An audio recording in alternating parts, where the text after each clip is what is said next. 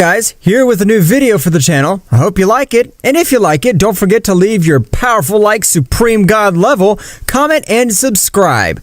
Now without further ado, get comfortable. Let's begin. This whole story would begin when Goku mastered the Ultra Instinct against Moro, and be able to finish with it, in which Whis would offer to give him a new training to take the Ultra Instinct to the level of a Guardian Angel. Mr. Goku, I offer to give you the training beyond that of a god. A state beyond that of a god? I don't understand exactly what you mean, but if it'll help me become stronger, of course I'll do it. The state beyond a god is the Ultra Instinct, but I will help you reach the level of a Guardian Angel with the Ultra Instinct. Oh, I understand, Whis. Of course I want that training. I really appreciate it. Whis would take Goku to the planet of Beerus, where both would begin their great training. However, this did not seem to some deities, which were Daishenkin, Beerus, and Beerus, who began to observe Goku as an extremely dangerous being. However, Daishenkin together with Beerus were devising a plan to finish or seal Son Goku and Whis, which was the Supreme Angel. That's right, Whis was the most powerful angel of the 12 universes, and unlike his father Daishenkin, Whis loved life. If Whis, my son Goku, unleashed 100% of his ability as a Saiyan warrior, this will be very serious for us, so we can't allow this. The power of Whis has grown in an amazing way in these hundreds of years that we have not seen each other, but the power of this mortal is what worries me the most. Without being a god, he has been able to reach this level. Returning to the planet of Beerus, Goku was already able to access the Ultra Instinct at will. However, the time in which he was able to keep active was only 1 hour. After this time, he needed a full day to recover completely. Wow, the power I've achieved has been amazing. I can't believe it. But all this has been thanks to you, Whis. Don't take credit to yourself, Mr. Goku, since your learning ability is amazing. No divine being, be it god or angel, no one has that level, only you. Goku at that moment would give a big smile. That's right, however at that instant, Beerus would approach both of them a little bit seriously. Hey Goku, why do you want to become more powerful? Do you want my position as the god of destruction? No, of course not, Mr. Beerus. The only thing I want is to surpass my power as a Saiyan and be able to protect the entire Universe 7. Beerus at that moment would change his mind, realizing Goku would never do anything against him. However, at that moment, a portal would be created in the entire planet of Beerus, from which would come out Beerus and Daishenkin-sama. But if it's Daishenkin-sama, has the king of everything Zeno-sama organized another tournament?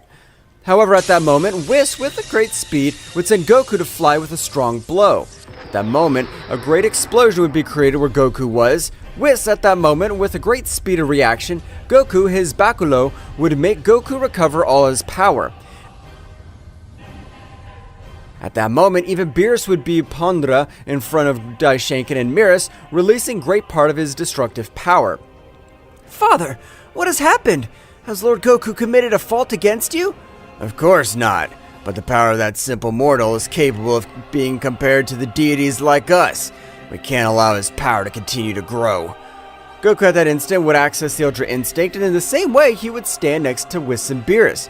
With a very serious look, he would observe both angels. What the hell's wrong with you? I haven't done anything wrong. I haven't disrespected you.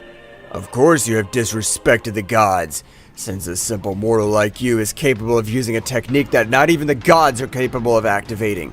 Or am I wrong, Beerus gods? Beerus at that moment would say absolutely nothing. But father, Lord Goku is the purest being with the purest heart I've ever known. He would never be able to do anything against the gods. That is your mistake, Whis. You always trust others quickly.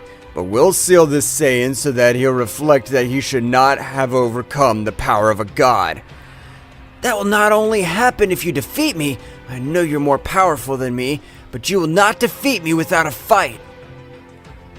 If they want to take Goku, they'll have to finish me too. Beerus at a great speed would throw himself against Beerus. Goku, without wasting time, would support Beerus, while Whis and Daishenkin would stare at each other. Father, I know that in his heart there was a little bit of evil, but I never thought that his selfishness would be so much that he would want to seal or end the life of Lord Goku. Whis, you are the right one to be the High Priest, but that pathetic heart makes you a weak being. In this world, the only one who survives is a strong one, since the weak one will always die. You're wrong, Father. Since the strong are also there to protect the weak, just because you have the power doesn't mean you can crush the rest. At that moment, both angels in the same way had launched one against the other, starting a great battle. However, the difference was abysmal, since Daishinkan was only playing with Whis. However, in that moment of battle, Whis would increase his power to the maximum, which he had also obtained in his training with Goku, managing to hit him with a strong blow which would send him flying all over the universe. While Goku and Beerus were a little even with Beerus, but this time, the more worrying thing was Goku's power. Since the more battle went on, his time was getting shorter and shorter. Beerus, we can't waste time. We must even help Whis. I agree with you, Goku, but he's an angel. We don't have enough power to do anything about it. Beerus, please stall him for 20 seconds so I can concentrate a lot of my energy with this hit. I should be able to knock him out. Okay, Goku, but don't let it be more than 30 seconds, because if it's much more, Beerus will pulverize me. Beerus, with his maximum power, would throw himself against Beerus with the intention of entertaining him. But in those 23 seconds that Goku gathered all his power, Beerus had received the beating of his life. That's right, Beerus had used Beerus as a punching bag, which even almost left him unconscious. But his spirit as a warrior was much more powerful than that. You pathetic angel. I realize that your power is amazing, but it doesn't compare to mine. You've been a good punching bag.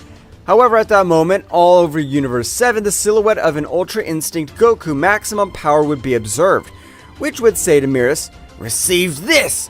Dragon Punch!" At that moment, a gigantic dragon had emerged from the fist of Goku, which gave off an amazing power. Beerus, observing this, would try to dodge it, but the pressure of Goku's blow had grown hundreds of times, which would make Beerus look slow against it, being impossible to dodge his blow. It hurts. It hurts a lot. Miserable mortal. I'll end your pathetic life. At that moment, the dragon would go around the entire Universe 7, and due to the resistance of the angel Beerus, he would not lose his life, but he had been left out of combat. Goku and Beerus at that moment observed the battle of Whis against Daishinkan, which was losing completely. Mr. Beerus, I have an idea. I'll buy you some time and Mr. Whis to merge, and it's the only way to do it. Goku, Daishinkan will pulverize you. I know I can handle it. Do it, Mr. Beerus. Goku at that moment would get to the middle of the battle, which Beerus had already communicated his plan to Whis telepathically. At that moment, Goku would start attacking Daishinkan, who without any difficulty dodged and blocked each one of his hits. I find it incredible to know that Beerus lost against you two. That clears my doubts. You are Goku. You are dangerous. Whis and Beerus would quickly make the fusion, having a complete success. At that moment, a giant power would be felt all by the universes that had been caught Daishinkan's attention.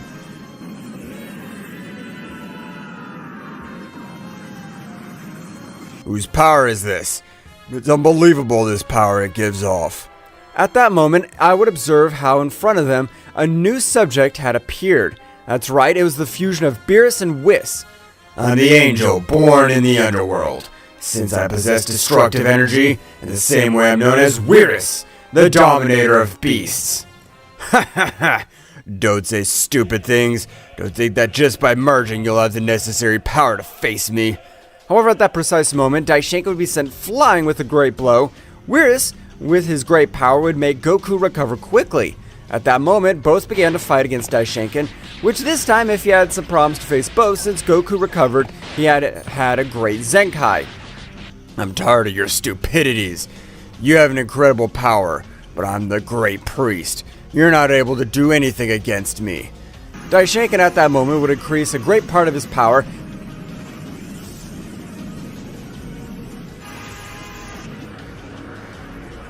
beginning to equal them, even surpassing them.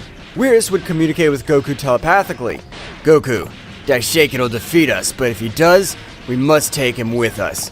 Are you willing to do anything? That's right! I don't think this bastard will make fun of us. At that moment, Goku would fall to the ground out of combat. That's right, Beerus had been able to recover and had rushed towards Goku at an amazing speed that even exceeded the reaction speed of the Ultra Instinct. Daishinkan at that moment, with the fall of Goku, would be able to connect some excellent blows to Beerus, which at every moment of the battle was being affected by the blows of Daishinkan. Dark Mythic Dragon! At that moment, a powerful dark dragon would descend from the sky, which, upon colliding with Beerus, would connect thousands of rays all over his body, causing the fusion to be lost, since its bearers were on the verge of death. Well, well. What a pathetic end for you, Beerus. You had a great future ahead of you, but you sent it all to the trash because of that simple saying. If I could turn back time, I'd do it again. I'm sure someone will end your reign of evil and selfishness. Daishinkan at that moment would throw a great sphere of destruction towards Beerus, who would turn into simple dust.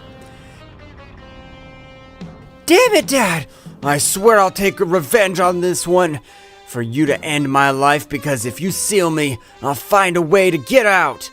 I would like to observe that.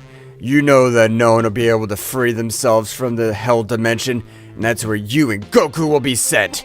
Daishinkan at that moment would create a portal through which, with a great attack, he would send Goku and Whis, who no longer had any power to resist.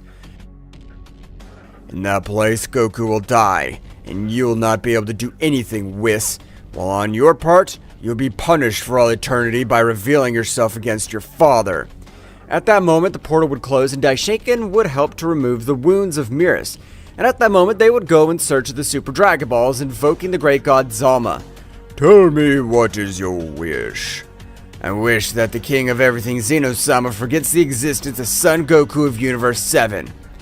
It's a little complicated to fulfill, but I can do it. After a few seconds, the eyes of the dragon god Zama would shine, affirming that his wish was done. Meanwhile, in the dimension, Goku and Whis had already awakened, and Whis, with his Bakulo, would achieve that Goku recovered all his energies, and both would devise a plan to take revenge against Daishinkan-sama.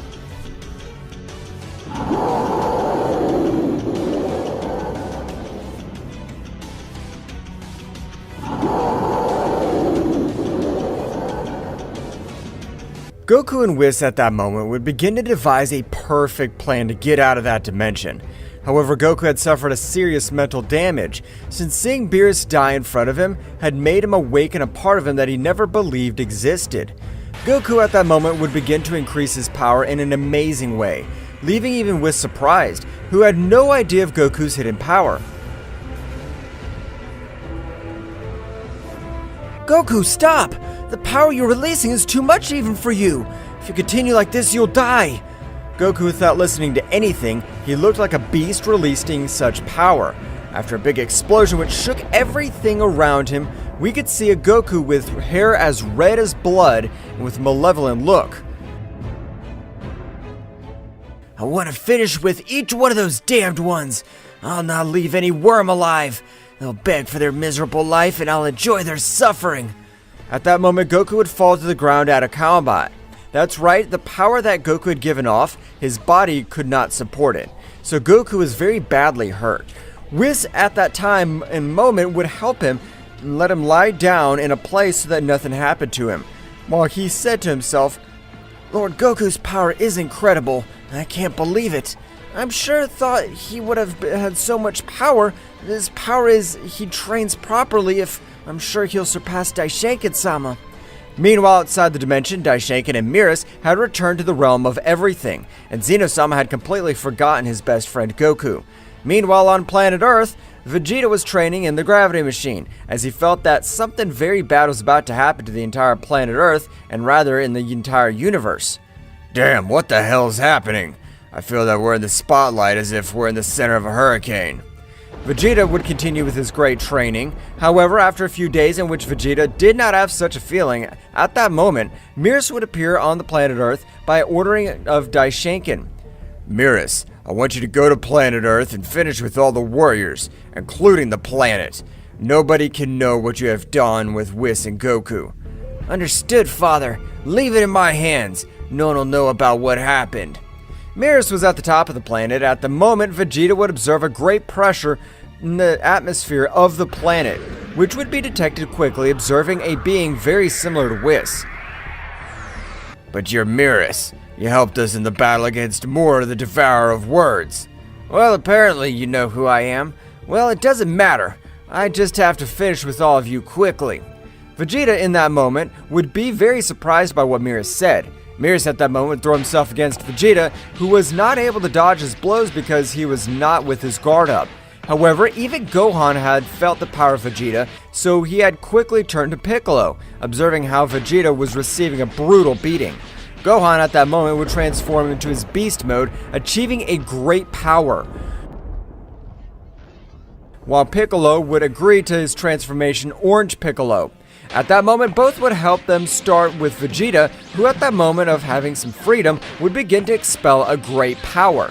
That's right, and all this time Vegeta had achieved a new transformation. At that same instant, a purple aura would be observed all over the place, leaving surprised all the others when feeling Vegeta's power. However, for Beerus, it was not a relevant power. Beerus at that moment would be able to give a few blows to Piccolo and Gohan, who had been a little injured. You won't be able to do anything against me. You're not like the Saiyans named Goku. He's been the only one that can make me feel pain. Do you know about Kakarot's whereabouts? Of course I do. Where Goku and Whis have been locked up in the Forbidden Dimension. Damn, that's why Whis didn't respond to my calls. This is a bad feeling I had, but I'm not going to die without a fight. Vegeta at that moment, together with Gohan and Piccolo, in the same way had launched themselves against Beerus. However, their power was insufficient. Gohan at that moment would take a little space, starting to charge a great attack on the tips of his fingers. The energy he gathered was amazing. At the moment Gohan launched his attack, Piccolo and Vegeta would move quickly away. Gohan's attack seemed that it would reach him. However, Beerus, with stretching one of his hands, would make it disappear. As I told you, you don't have enough power to fight me. Damn it. I swear we'll at least make you bleed. We won't let you humiliate us like this. I, the Prince of the Saiyans, will annihilate you. The trio of warriors would launch themselves against Beerus, but their efforts were useless. Their powers were very distant compared to Beerus. Daishiken, who would be observing everything, would realize that Beerus was able to kill one of the warriors, so he would stop observing what was happening. Beerus at that moment, already tired of playing with the warriors, would begin to take the battle much more seriously, and managing to end the lives of Gohan and Piccolo in a few moves, while he had left Vegeta on the verge of death.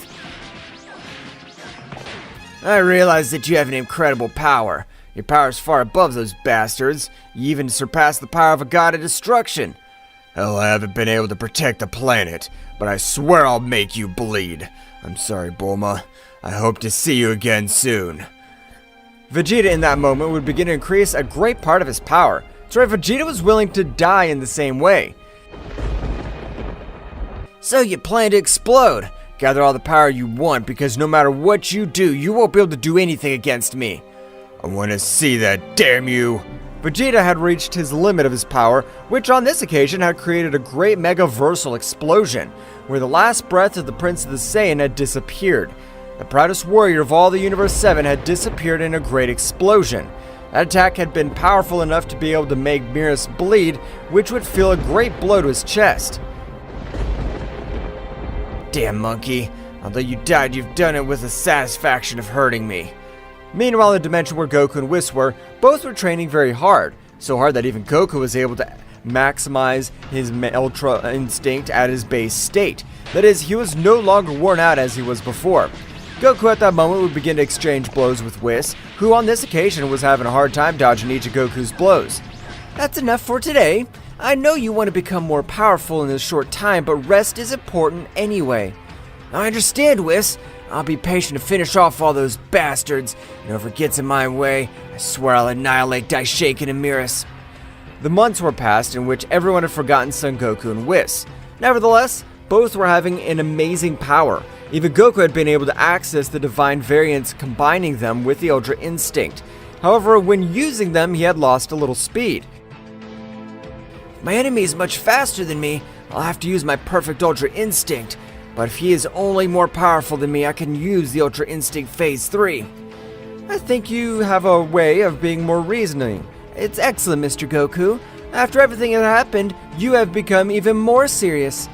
Of course I am, Whis. I'm focused on what I really want to do since I'm sure that damn Daishenka destroyed my planet. I don't know what happened to my father, but I'm sure he did. Meanwhile, outside the dimension, Beerus was traveling around the universe. However, at that moment, he was able to have a vision, in which he observed a gigantic Ozaru destroying everything around him, even crushing him. What the hell was that? Is that Saiyan still alive? I doubt it. It's just my imagination. It's been months, and in that place, that time passes in a different way. That simple monkey must have died already. Returning to the dimension, Goku and Whis would continue with their brutal training. Whis, not having any power transformations, had increased his base power. Even this time, he was able to beat all the angels together using only 34% of all his power, which was crazy because the angels were the most powerful in existence, followed below Daishenka-sama and Zeno-sama. Sir Goku, very soon we'll leave this miserable place and get our revenge. Of course we will, Whis. We just need the power to break the seal of the dimension. Of course, Mr. Goku. It seems simple, but it'll be the most complicated thing, because this dimension is made with the same power of Daishenka-sama. I don't care who the hell made it. I'll destroy it to 1,000 pieces, and then the same thing will happen to him. Goku and Whis at that moment, without any words, had started again with their great training, which was based on having their senses at 100%, and that Goku was able to achieve a new transformation. However, on this occasion, it seemed to be somewhat complicated because a part of Goku's body seemed to be sealed. What the hell's wrong with my power? It's not increasing as it did at the beginning. Goku at that moment would go deep into his mind, observing how Daishenka had been able to place an energy seal on his energy veins, being impossible for him to increase his power.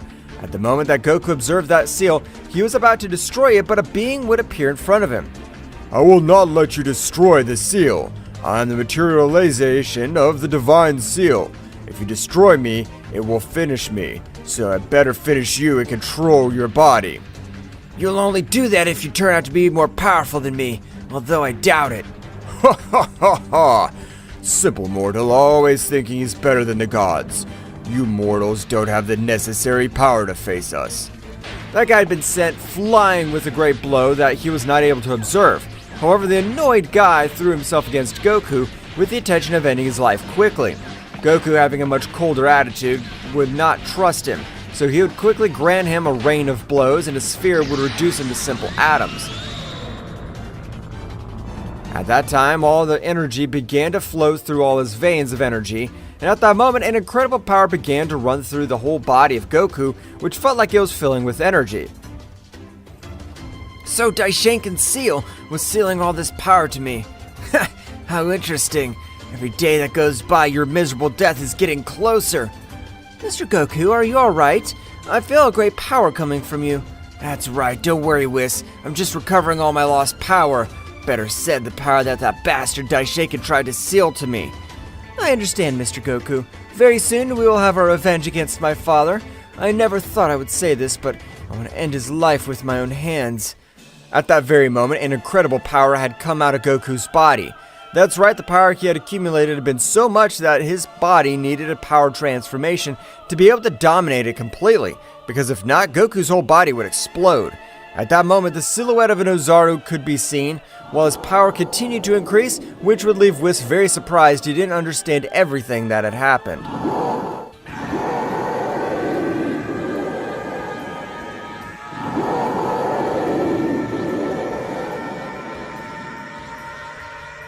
Goku continued to increase a great part of all his power, leaving Whis very astonished, who did not know about all the hidden power of Goku, since he had previously released it in the same way, but not at this level.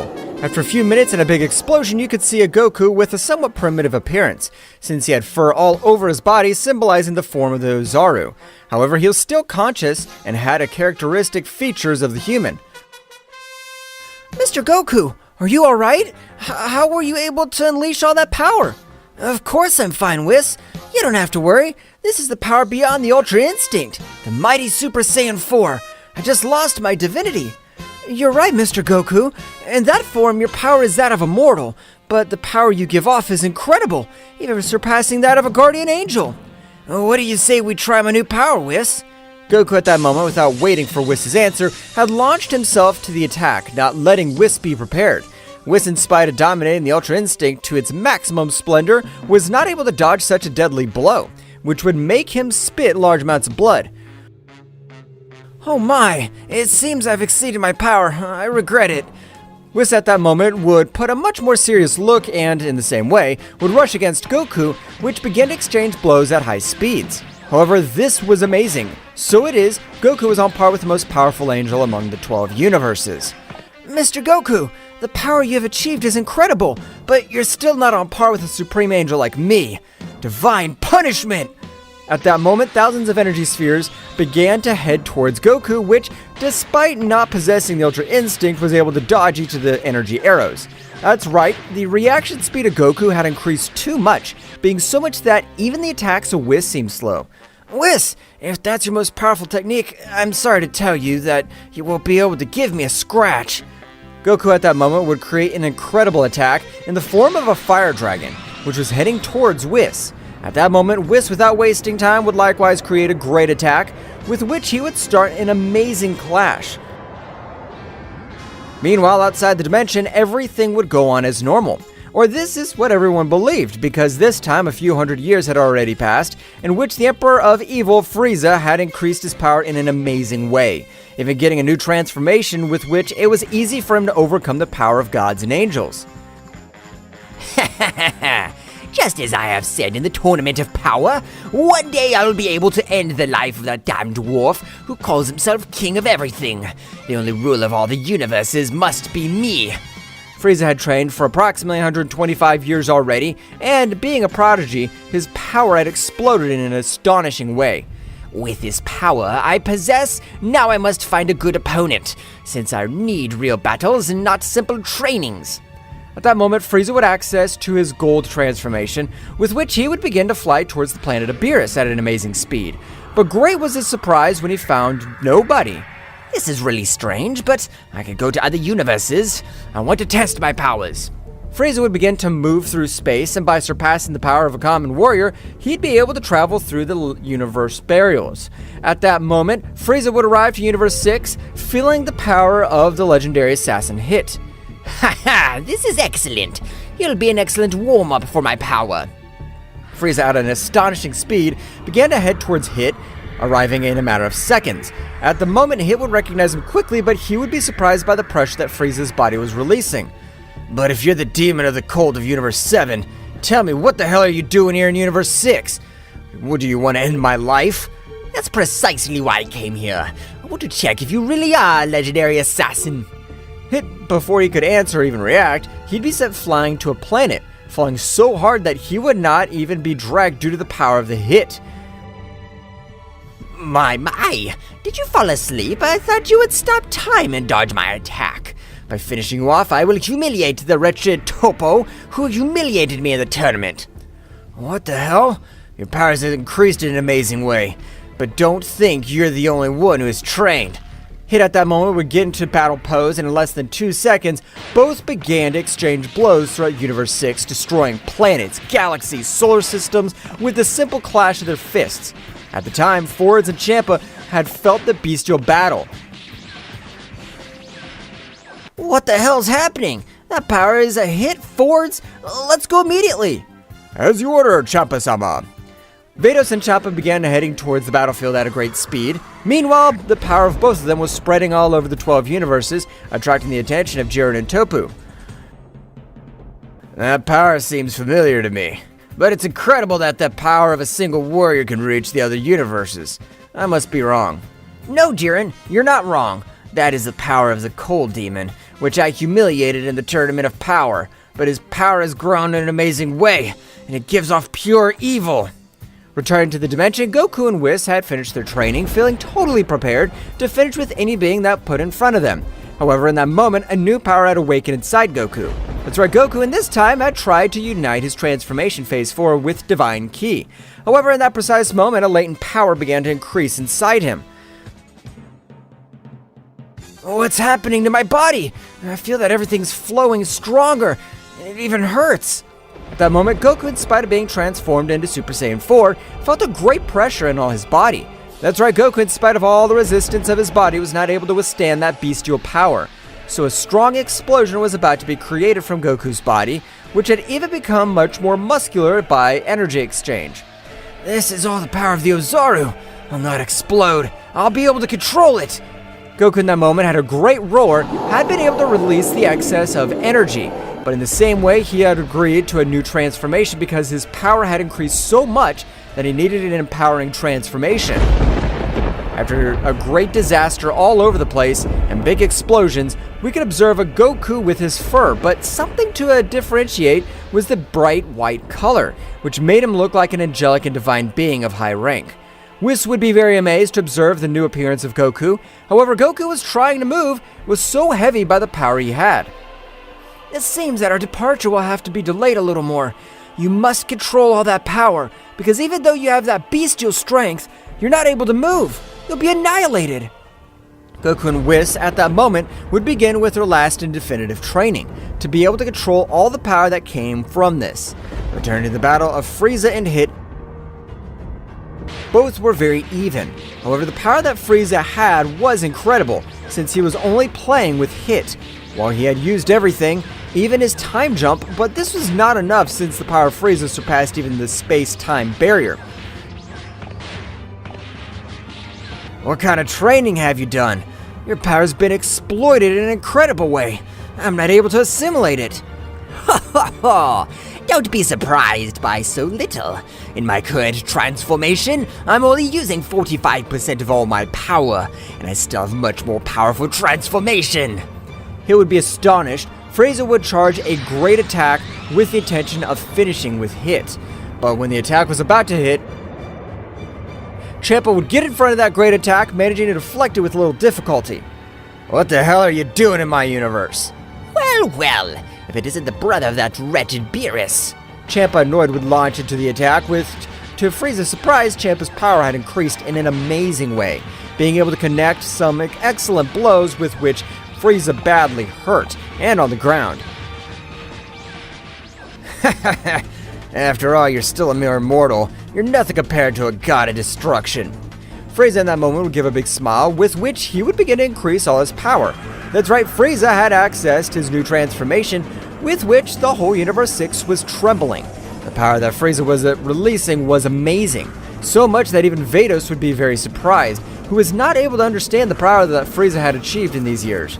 After a big explosion that would be seen by all the planets of the Universe 6, Frieza could be observed in his transformation of Black Frieza.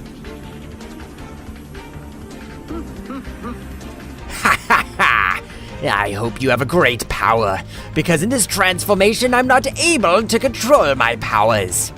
Frieza at that moment would launch himself against Champa at an amazing speed, which even for Vados was difficult to observe, starting to massacre Champa in a way never seen before. He would be very astonished to know that Frieza's words were real. Damn, if with his previous transformation I wasn't able to do anything with that transformation, he's a real monster. Hit didn't care about everything. He would rush against Frieza, again using his best killing techniques, but these had no effect on Frieza, who had a body as resistant as the hardest steel in the universe. Champa was receiving a beating from Frieza in a matter of seconds. However, before Champa became unconscious, he would telecommunicate with the god Vermouth, who was one of the most powerful gods and extremely powerful warriors. Meanwhile, in Universe 11, Vermouth, upon receiving an alert from the god Champa, would set off to Universe 6 with Jiren and Toppo. In a matter of 28 minutes, they would arrive at Universe 6, finding a chilling scene. That's right, Frieza had left Hit and Champa on the verge of death, while he was having a brutal battle with Vados.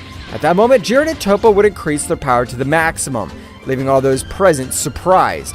Frieza, upon observing Toppo, was filled with an uncontrollable rage, giving a great blow to Vados and leaving her badly wounded. At that moment, she launched herself against Toppo, but to her surprise, Toppo had been able to stop her blow, but it had cost him a lot since the power of Frieza was incredible. I swear that the humiliation you put me through in the tournament of power, I will return it with interest, even to you, you damned Martian. The three warriors began to exchange blows. The power was so powerful that planets of Universe 6 were disintegrated.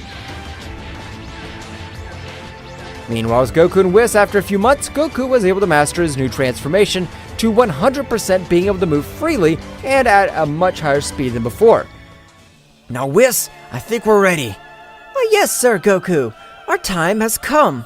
In that dimension, Goku would increase a great part of his power, beginning to destroy the same dimension of Daishenkin. In that instant of a strong roar, Goku had made 1,000 pieces of the dimension, managing to leave the place appearing in Universe 7, which was simple cosmic dust. Nevertheless, the incredible pressure could be felt by all the 12 universes. So much was the power of Goku that even Hariya kneel to all the gods and angels, including the three warriors who were fighting. At that moment, an Ozaru could be observed by all the 12 universes, and the power that gave off was unreal.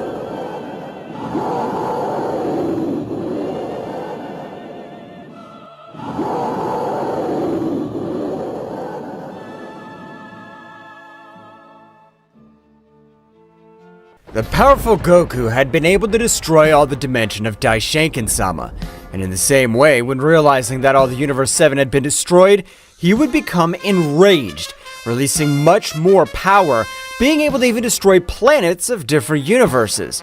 All the divine beings had fallen on their knees due to the pressure. Meanwhile, in Universe 6, the three warriors were not able to move due to such majestic power. That's right, the power that Goku was releasing was from another dimension, which did not allow the three warriors to move freely, as they felt their bodies were heavy. What the hell's going on? Who's releasing all this power? Damn it, I could recognize this power even after millions of years. You damned Goku monkey. So you finally show your face. No matter how much your power has increased, I will defeat you. Frieza at that moment would increase a great part of his true power, being able to reduce that incredible pressure. That's right, and this time, without giving time to Jiren and Toppo, he would begin to give them a beating, which this time they were not able to do anything, while Vermouth and Daisy were not able to do anything because the pressure was crushing them completely. This pressure even surpasses the pressure of a king at all. Who is the being with so much power? I can't even breathe. At that moment, the incredible pressure would disappear, leaving everyone else to be able to move freely. However, Frieza would not trust ending the lives of Jiren and Toppo with a powerful attack. However, at the same moment, in front of everyone, Goku and Whis had arrived to the battlefield. The two deities of Universe 11 were surprised because they would quickly recognize Goku and Whis. This is incredible. That being is releasing all that power as a Saiyan. Well, Vegeta. After all these years, you still call yourself the Emperor of Evil. The day of your death has arrived, since I plan to finish with all beings full of evil. I want you to try. You will not be Frieza was not able to finish his sentence because at that moment, Goku was beating him to death while Frieza wasn't able to do anything against him. Mr. Goku has managed to overcome the power of a god, an angel, and I'm even sure he's able to overcome the power of a king altogether. Goku with a strong blow would send him to a planet to crash. However, Frieza would recover quickly, returning to the battlefield. Damn monkey, you have amazing power. But I am much more powerful than you. Now I'll show you 100% of all my power. At that moment, Frieza would begin to increase all his power in an amazing way, being so much his power that even in this occasion, disasters all over the universe were caused, even leaving Goku a little surprised. You must really call yourself a prodigy, since your power is incredible. But that'll not be enough for the most powerful Saiyan of all the universes. Frieza, from a great explosion, would come out with 100% of all his power, and being to exchange blows with Goku. Meanwhile, in the Kingdom of Everything, Daishenkin along with Beerus had been astonished to realize that both were completely breaking the divine seal of a supreme angel. This is bad. Son Goku's power even surpasses Zeno-sama's power in his combat form. We can't do anything against him. Father, you're the Supreme Angel. We've always had our way. We were even able to seal the Supreme Angel Mikoshin. We won't let a mere mortal stand in our way to end our dreams. You're right, Beerus. A simple mortal will not allow us to become the new kings of everything. But we must go to Universe Zero if we want to survive. Universe Zero? It's said that not even a king of everything is able to get out of that place alive. That's right. In that universe, my father gave his life for me. Because millions of years ago, I entered that universe. And the beings that exist are beings with enough power to finish with the king of everything with just a thunder of their fingers. Beerus at that moment would be very surprised, but knowing that they had no other option, he'd accept. At that moment, both angels would leave the realm altogether, beginning to fly at an incredible speed through all the universes. And Goku's power being so great, it was perfect for camouflage. Returned to the battlefield, Frieza was not able to hit Goku despite using 100% of all his power. Well, I thought that because you've been training for hundreds of years and consider yourself a prodigy, you'd be able to do something against me. But you're still the same trash. Damn monkey, I won't lose to you again. I swear I'll finish you off. Frieza would again do everything possible to be able to finish with Goku. However, each one of his blows were in vain because his power surpassed him by dozens of times. At that moment, Whis would approach the Vermouth God and his sister Margarita. I'm glad to know that they're well. Frieza's been able to overcome the power of a god and an angel. Whis at that moment would notice the key of his sister Vados was disappearing. Flying quickly towards her, Whis and with his staff was able to make Vados completely recover. However, she was unconscious, and at that moment Vermouth would approach Whis. Whis, how'd you get all that power? And why aren't you with Beerus? Whis at that moment began to explain everything that happened. Since Goku was able to defeat Moro to the betrayal of his brother Beerus, along with the High Priest Daishinkan-sama, everyone was surprised to know that even the High Priest had betrayed them. Returning with the battle of both beings, Frieza at that moment was no longer able to withstand the power of his new transformation. So he had received a strong blow from Goku, being sent to some rocks, and at that moment he would lose his transformation, returning to his fifth form. Damn! Once again humiliated by this simple monkey! You never stood a chance against me. You're nothing but a simple worm. Frieza would launch a great attack. However, he was terrified because even though he was only a few centimeters away, Goku was able to dodge it. You didn't even serve me as a warm-up, but it's time to finish you off. At that moment that Goku was charging a great attack, a being had been able to hit Goku with a great blow, sending him to fly to a planet. And at that moment, the subject would take Frieza, creating a portal of negative energy and leaving the place. At that moment that Goku recovered from the blow, he'd say to himself, "That guy hit me really hard. He is an exceptionally powerful being. This shouldn't be good." Goku at that moment would return to Ultra Instinct, approaching everyone present, would realize that Jiren and Toppo had fallen on the battlefield trying to defend Hit and Champa. "Don't worry, it's not a problem for Whis since he even overcome the barrier of a Supreme Angel." At that moment, Whis, with his staff, was able to bring Jiren and Toppo back to life, who were surprised to see Goku in front of him. What happened? Was Goku able to defeat that cold demon? He wasn't even that powerful after all. Goku at that moment would put on a very serious look, which everyone noticed. I have no idea if the gods and angels will be with us or against us, but we plan to end the lives of Daishinkan and Beerus. On behalf of the whole Universe 11, count on us. But it'd be better to meet the kingdom of everything to know the decision of each god. I don't care about the decision of each god, neither about Zeno-sama. That damn Daishinkan, he only wanted to end my life without me doing anything to him, so I'm gonna destroy him. Goku and Whis at that moment would disappear, and they both arrived to the kingdom of a matter of seconds. Nevertheless, to the surprise of both, nobody would come out to receive them. Goku, thinking that Daishinkan was hiding, would raise a great part of his power. However, at that moment, both guardians of Zeno-sama would appear in front of both warriors. What if it is Lord Goku? Tell us. What do you want in the kingdom of everything? Don't you want to know where Daishinkan is? We don't know, since apparently 3 hours ago he disappeared from this place along with Beerus. Whis at that moment would use his baculum to locate him, being surprised when he noticed the trace of energy that his father and Beerus had left in the space. This is impossible. Apparently, my father and Beerus have abandoned the 12 universes to enter the Forbidden Universe, or better known as Universe Zero. Universe Zero? I've never heard of that universe. Universe Zero is the place where the most powerful beings exist. In that place, even a king of everything would be easily crushed. That place sounds great to increase our power levels. Mr. Goku, don't you understand? No matter how powerful we are, getting out of that universe alive is practically impossible. My father and Beerus have gone to die on that planet. That's right, Goku. Even I would have dared to enter that place, even if I'm in my fighting form, because I could be eliminated with a single blow. Even you, great Zeno-sama. I can't believe this. That means that both of you will die in that place. Hell, I want to humiliate you. Meanwhile, somewhere far away from all that space, Daishinkan and Beerus were reaching the border of Universe Zero.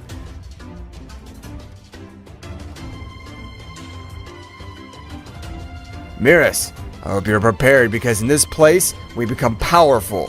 Otherwise, we'll die in this place. Understood, Father. I'll do my best, since I want to finish that damn Saiyan with my own hands. However, in that moment, an extremely powerful being had detected them. That's right, this being was known as the Annihilator of Universe Zero, because he exterminated all beings close to the barrier of his universe. Daishinkan and Beerus, despite flying at an amazing speed, they'd be stopped without being able to react. That subject would take them by their legs, beginning to destroy everything in their path with their own bodies. At that moment, the subject would throw them to a planet, falling both, and without being able to recover, the Annihilator would begin to throw thousands of energy spheres to them. That should be enough, since they did not emanate a great power. At that moment, the Annihilator would leave that place. However, in front of Daishinkan and Beerus, a guide saved their lives. That's right, this being was one of the 5 most powerful warriors in the entire Universe Zero. You must be son Daishinkan-sama. Since I remember the time I killed your miserable father, you're Daishinkan. Millions of years ago, you were able to escape, but now? Daishinkan at that moment would begin to tremble with fear, remembering that this same guy who was the one who ended the life of his millions of years ago and his father sacrificed himself so that he could escape.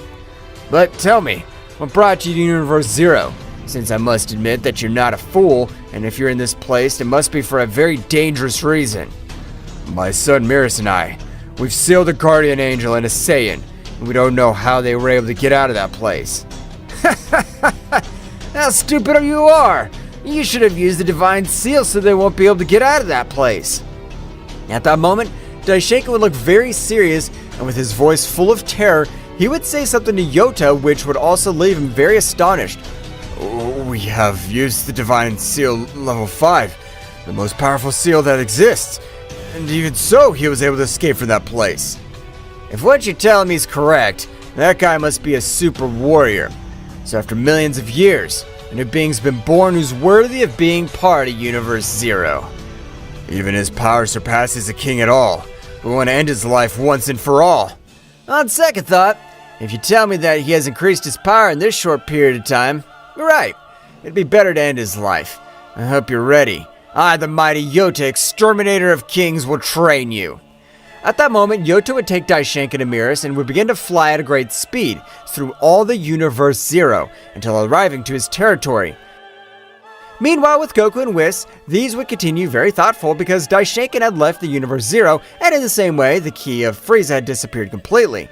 I don't like this at all. In spite of having this great power, I feel that incredibly powerful being will crush us. If you wish, my friend, I'll train you as well. Of course, Zeno-sama. That'd help me a lot to increase my level of power even more. At that moment, the great Zeno-sama would begin to access his combat form, making each one in the 12 universes tremble.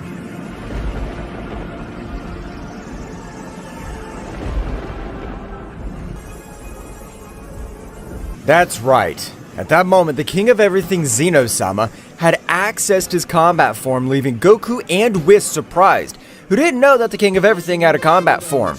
After a big explosion, because Zeno-sama did not control 100% of his power, an imposing warrior could be seen in front of Goku. I hope you're prepared, Goku, because with my combat form, I'm not able to control my strength. You better stop! Even though you have agreed to your combat form, you're no match for me. You better train with Whis.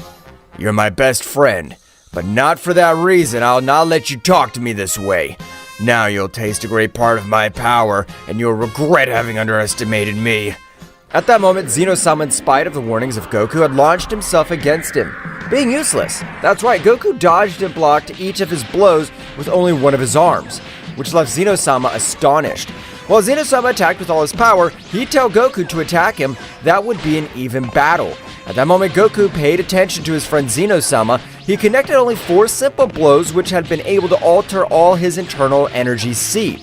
That's right, Goku's blows possessed divine energy of a level beyond a king of everything, so that the body of Zeno-sama would not withstand it. At that moment, he'd fall to the ground very badly injured. Goku would approach the king of everything and would stretch only one of his hands. You better train with Whis. I plan to meditate to control 100% of my power. Meanwhile, in Universe Zero, Daishinkan and Beerus were suffering in the cruelest way possible. That's right, every day their trainings were of a brutal level, and they ended up vomiting large amounts of blood because they couldn't resist Yota's blows. This hurts a lot. I don't want to train anymore. Beerus, we must be able to endure all this, because if we leave this place, that damn monkey will be able to torture us in a much worse way. I trust you. You must be called the Supreme Angels for a reason. I hope you can resist much longer. At that moment again, Daishinkan and Beerus had thrown themselves against Yota with the intention of hitting him. But it was impossible, since the difference of powers was overwhelming. Meanwhile, in another territory of Universe Zero, Frieza, in the same way, was very badly wounded and on the verge of death, being training with the third most powerful god of Universe Zero. Flashback. The third god of Universe Zero, named Reich, was observing the battle of Frieza against Hit until the moment that even Goku arrived. That's right, and Reich was interested in Frieza, so he would recruit him for his army. And at that moment that Goku was about to end the life of Frieza, Reich with a divine technique would send him to fly and teleport Frieza to where he was. And flashback. This hurts. It hurts a lot. But I'm able to endure it to the end of that damned monkey. I think that's an excellent idea, Frieza. After all, you're a true prodigy, since an ordinary being would have already died on the first day of training. I only have been using my golden Frieza state. Now it's time to show you my true power, since I haven't shown you my maximum power. What do you mean? Do you have much more hidden power? I am the Emperor of Evil, and I will not be humiliated in this way. Behold, the power of the Black Frieza! Frieza at that moment would increase his power to the max. That's right, this time Frieza's power would push back Reich, who couldn't believe all the power that Frieza was unleashing. This is amazing. How could a being with this potential not be recruited to be part of Universe Zero? After a gigantic explosion, we would observe Frieza and his new transformation. However, without Reich being able to react, we could observe blood falling from the sky. That's right, at that moment, Frieza had connected a strong blow in Reich's abdomen, which would make him spit some blood. When Frieza was about to give him another blow, Reich would hold his fist with a strong blow. Don't be smart, you damn demon. I'm a Super Saiyan of Universe Zero. Even in this universe, my name's feared. I'll not be defeated by a simple being of the external universes. At that moment, Reich would hit him with a very strong blow, but to his surprise, Frieza would still be able to hold him, but it was still very difficult for him. You're not dealing with just any being of the universe. Since my birth, I've always been considered a prodigy, and now I will prove it to you. At that moment, Frieza and Reich began to exchange blows at great speeds, which were incredible. However, Frieza was having a hard time keeping up with Reich, who this time was using 45% of all his power. This was too much, taking into account the beings of Universe Zero were beings of a power that even surpassed a king at all. Frieza had made him use almost half of all his power. However, at that moment, Reich would give a strong blow to Frieza, which would make him fall to the floor. You must really call yourself a prodigy. I don't think that anyone from the outer multiverses would be able to face you. Only on that occasion, you were attacked by several beings. Frieza at that moment would stand up again. You are completely wrong. That miserable monkey defeated me without even making an effort. Reich at that moment would put on a very serious look, and in the same way would diminish his power. Training's over today. I want to tell you exactly who defeated you. I believe you were defeated by just one guy. You have an amazing power, but I'm sure that even you would not have the power to defeat him. He's a monster, but I'm going to train until I defeat him. At that moment, a great roar would be felt in the whole place. That's right, at that moment, Reich had increased a great part of his power, which made Frieza fall to his knees. That's right, Reich had become enraged and compared to a being from the external energies. This is 65% of all my power, and you claim to be a prodigy of falling to the ground with nothing to do. Really, you're nothing compared to me, but I'll train you to become more powerful. In front of you, I plan to end the life of this guy. Meanwhile, returning to the Kingdom of Everything, Whis was training together with the King of Everything, while Goku was continuing his meditation. That's right, Goku's power was at rest. However, a much greater power was going through his inner self. Goku was looking in a way to surpass his current power. At that moment, Goku would open his eyes, being in the Ultra Instinct. That's right, Goku, since the beginning of his meditation, had been in the Ultra Instinct, but something to differentiate was that this time his power was amazing. If I want to increase my power level even more, I have to increase my base level, since it's one of the boosted ones of my transformation. Goku at that moment would try to return to his base state, being impossible. At that moment, Whis and Zeno-sama had finished their training. Mr. Goku, you're no longer able to return to your base state, because the power you possess has transcended beyond a king at all. So, now your base state is the Ultra Instinct. That means that if I want to power up my other transformations, like the Angelic Super Saiyan 4, I must do it in the Ultra Instinct, or am I wrong? You are not wrong, Mr. Goku. Your base state, as I have told you, is Ultra Instinct, so that in that state you will have to increase your power. Do you think we should train Whis? I don't plan to use any other transformation than the Ultra Instinct. Mr. Goku, don't be confident. I trained in the time room with you, so our powers are not that far apart. What do you say we check it out? However, Goku was not able to observe anything since at that moment, Whis, with the help of his staff, had sent him to fly hundreds of meters. Without waiting for him to recover, he began to give him a beating, which, despite having the Ultra Instinct, was not able to react to the incredible speed that Whis possessed. At that moment, Goku would fall to the ground very badly injured. For a simple training, you've taken it seriously. I'll make sure you use all your power with my Ultra Instinct. At that moment, both began to exchange blows at impressive speeds, which destroyed everything around them, but all the affected plants and the deserted plants for the use of training. However, it was amazing as a clash of fists of two beings who didn't have the title of king at all were able to destroy these planets, which were designed for training gifts of all kings.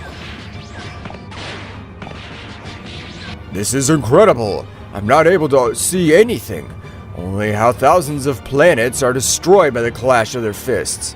At that moment, all the vital network of Goku's body was expanding. That's right, his body, while the battle was advancing, was able to adapt to the blows of Whis, being able to keep up. However, Whis, realizing this, would increase his power a little more, being able to give him a great blow which made him vomit large amounts of blood. That hurt me too much. Mr. Goku, your power is increasing in an amazing way, but remember, rest is still important to increasing your power quickly. You're right, Whis. Even though I'm more powerful than you, you've always had more experience than me. Meanwhile, with Daishaken and Beerus, both angels had achieved an incredible power. That's right, the power of both had increased in a surprising way, being able to give battle to Yota, who is using 56% of all his power this time. Their power has increased in an incredible way, but they're still not powerful enough to kill a king completely in their combat form. Combat form? That must be only possessed from the most powerful kings of all, since Zeno-sama has never accessed this combat form. Hahaha, you guys are really stupid. Zeno-sama, or better known as Zen the Destroyer, is the most powerful king of everything in his combat form. But how can this be possible? I've never seen or heard him speak of his fighting form. I've only been in his service for millions of years. Billions of years ago, Deku-sama, your father, was able to observe how the king of everything Zeno-sama ended the lives of 10 super demons of Universe Zero, leaving no trace, only their shattered bodies. But why doesn't he use it if he has so much power? Why is that? The king of everything Zeno-sama knows perfectly well that in his combat form, he's not able to control his thirst for blood, so he's always had to repress it. And even now, Even though he has access to his combat form, 90% of all his power is sealed in the divine ballistica of the kings of everything. So that damn dwarf has always fooled me. He has the power to be able to wipe us all out, you wretch. Returning to the kingdom of everything, Zeno-sama was also in deep thought. Face it, of the universe Zero, I really feel that I need my forbidden power. I don't know if this time I'll be able to control it. However, at the moment, an incredible roar was present through the universe. Likewise, Goku was able to expel his hidden power, but he wasn't able to control it, so it was destroying everything around him. I'll kill them! I'll kill them! I'll kill them! Goku would continue to increase his power in a chilling way that even the disasters of his power reached up to Universe Zero.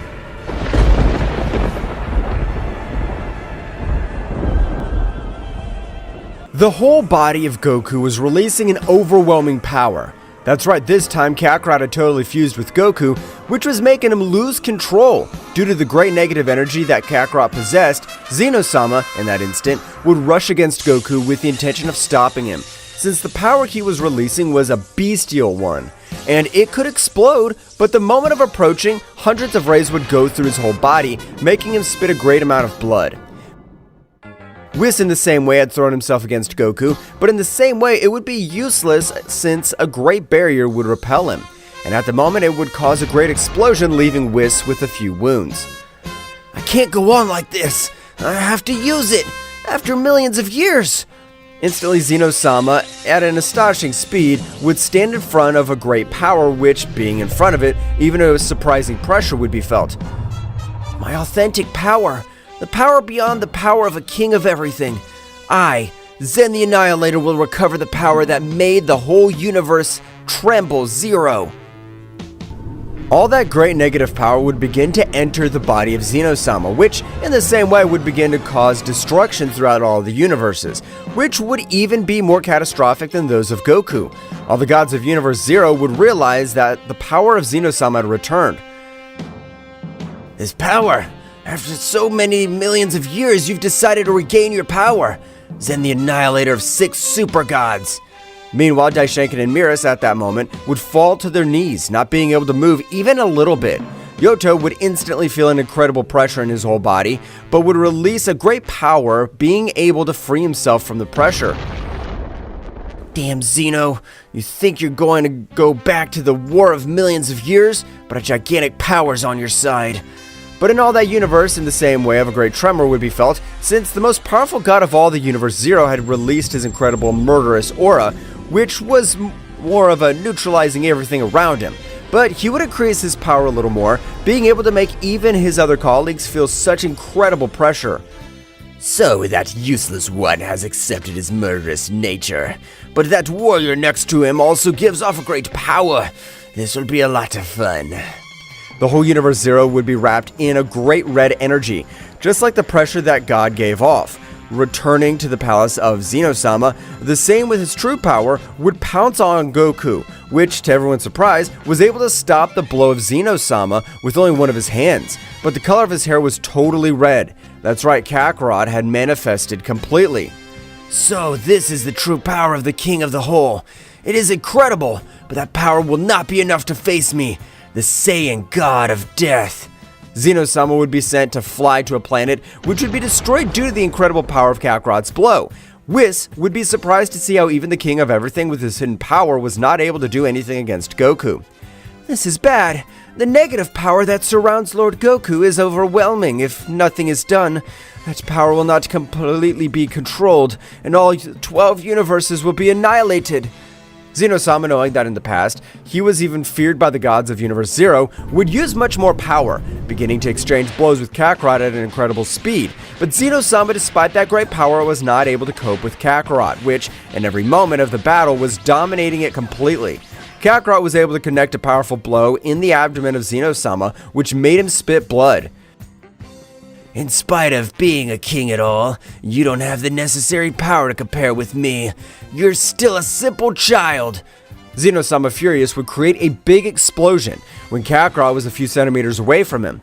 However, the explosion, despite being catastrophic, at the time of dissipating, a large dome of dark energy could be observed, which was completely surrounding Kakarot. I don't think that you'd be able to explode. If I hadn't created my barrier, I'd end up lying on the ground. After all, you are somewhat talented.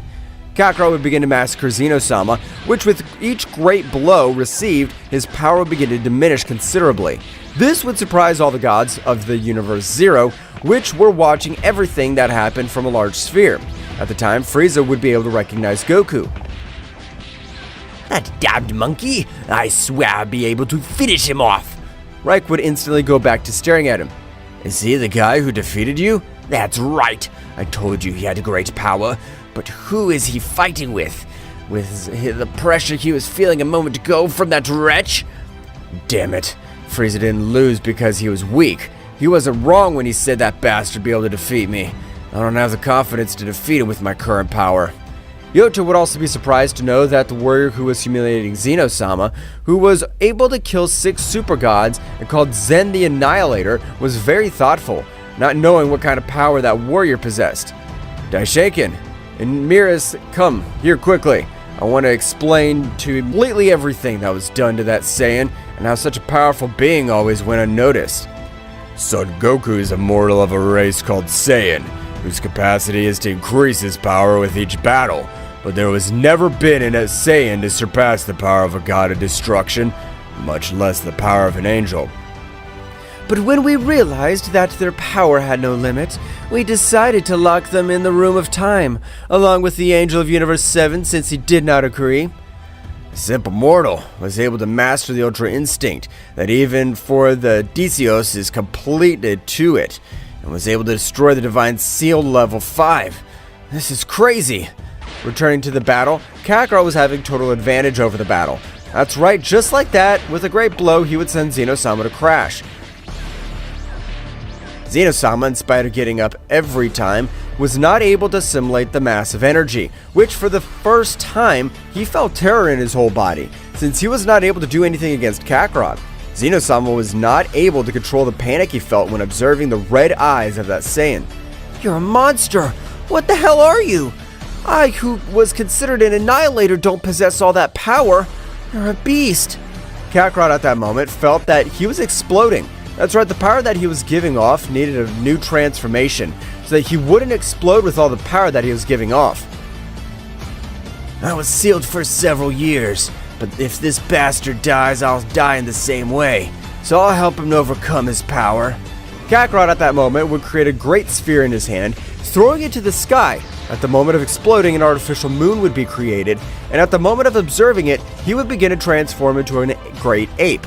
But without losing the control, he would be able to access the Super Saiyan 4.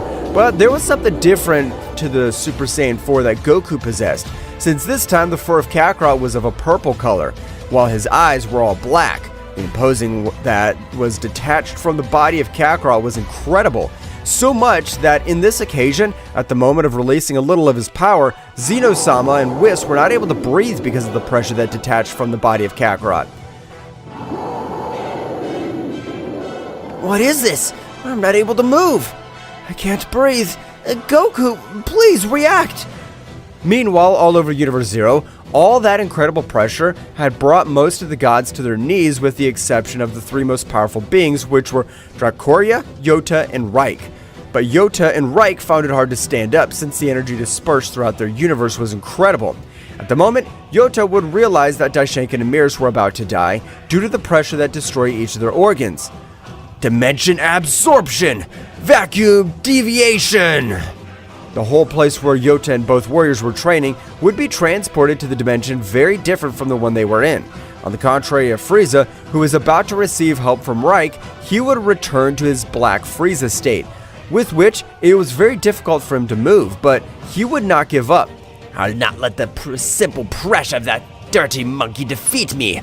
I'll be able to end your pathetic life, and for this, I must see death up close. Returning to the realm of the whole, Kakarot would approach towards Zeno-sama, which was not able to move any muscle to be able to defend himself. But at the moment, the whole body of Kakarot would begin to release some incredible rays. That's right, Goku was maintaining a close battle against Kakarot for the control of the body. Instantly, all the power of Kakarot would begin to diminish considerably, and an incredible roar would be heard all over the universes, followed by the voice of Goku.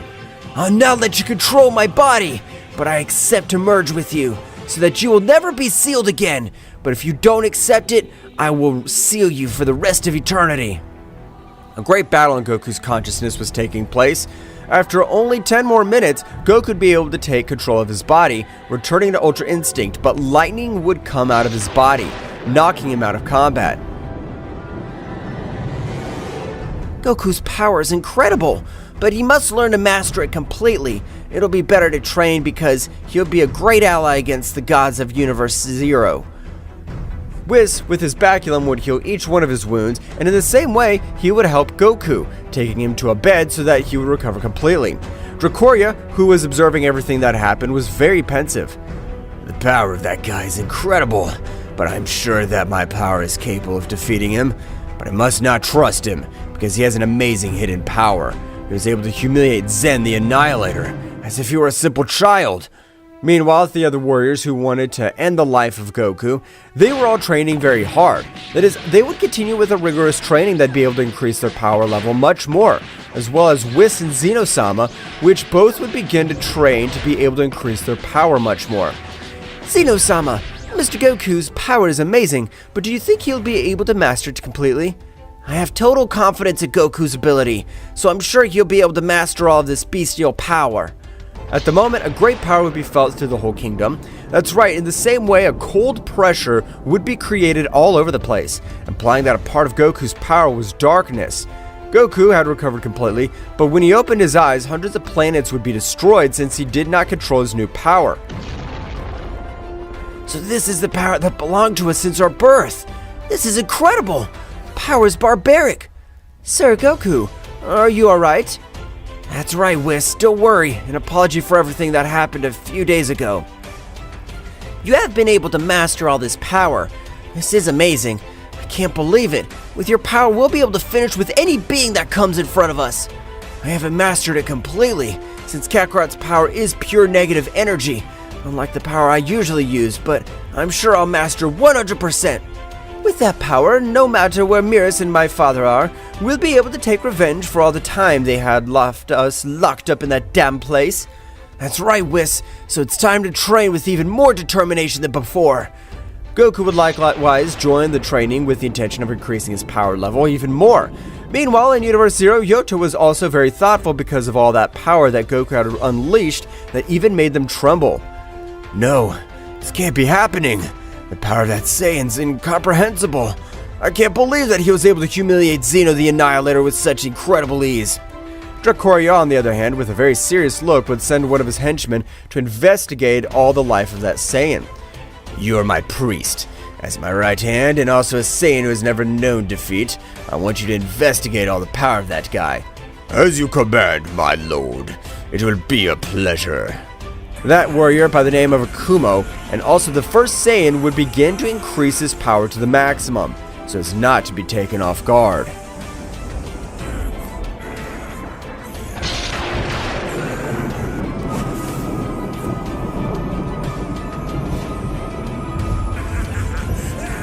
Akumo would increase a great part of all his power, with which he felt prepared to finish with the life of all the multiverse of Zeno-sama. At the moment, he began to move at a great speed through all this space. Akumo's power will be perfect to measure all the power of this Saiyan. If he dies, it means that this warrior is formidable.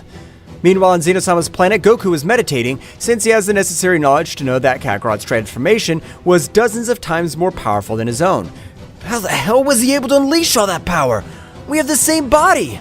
But at that moment, an incredible tremor would shake everything around him.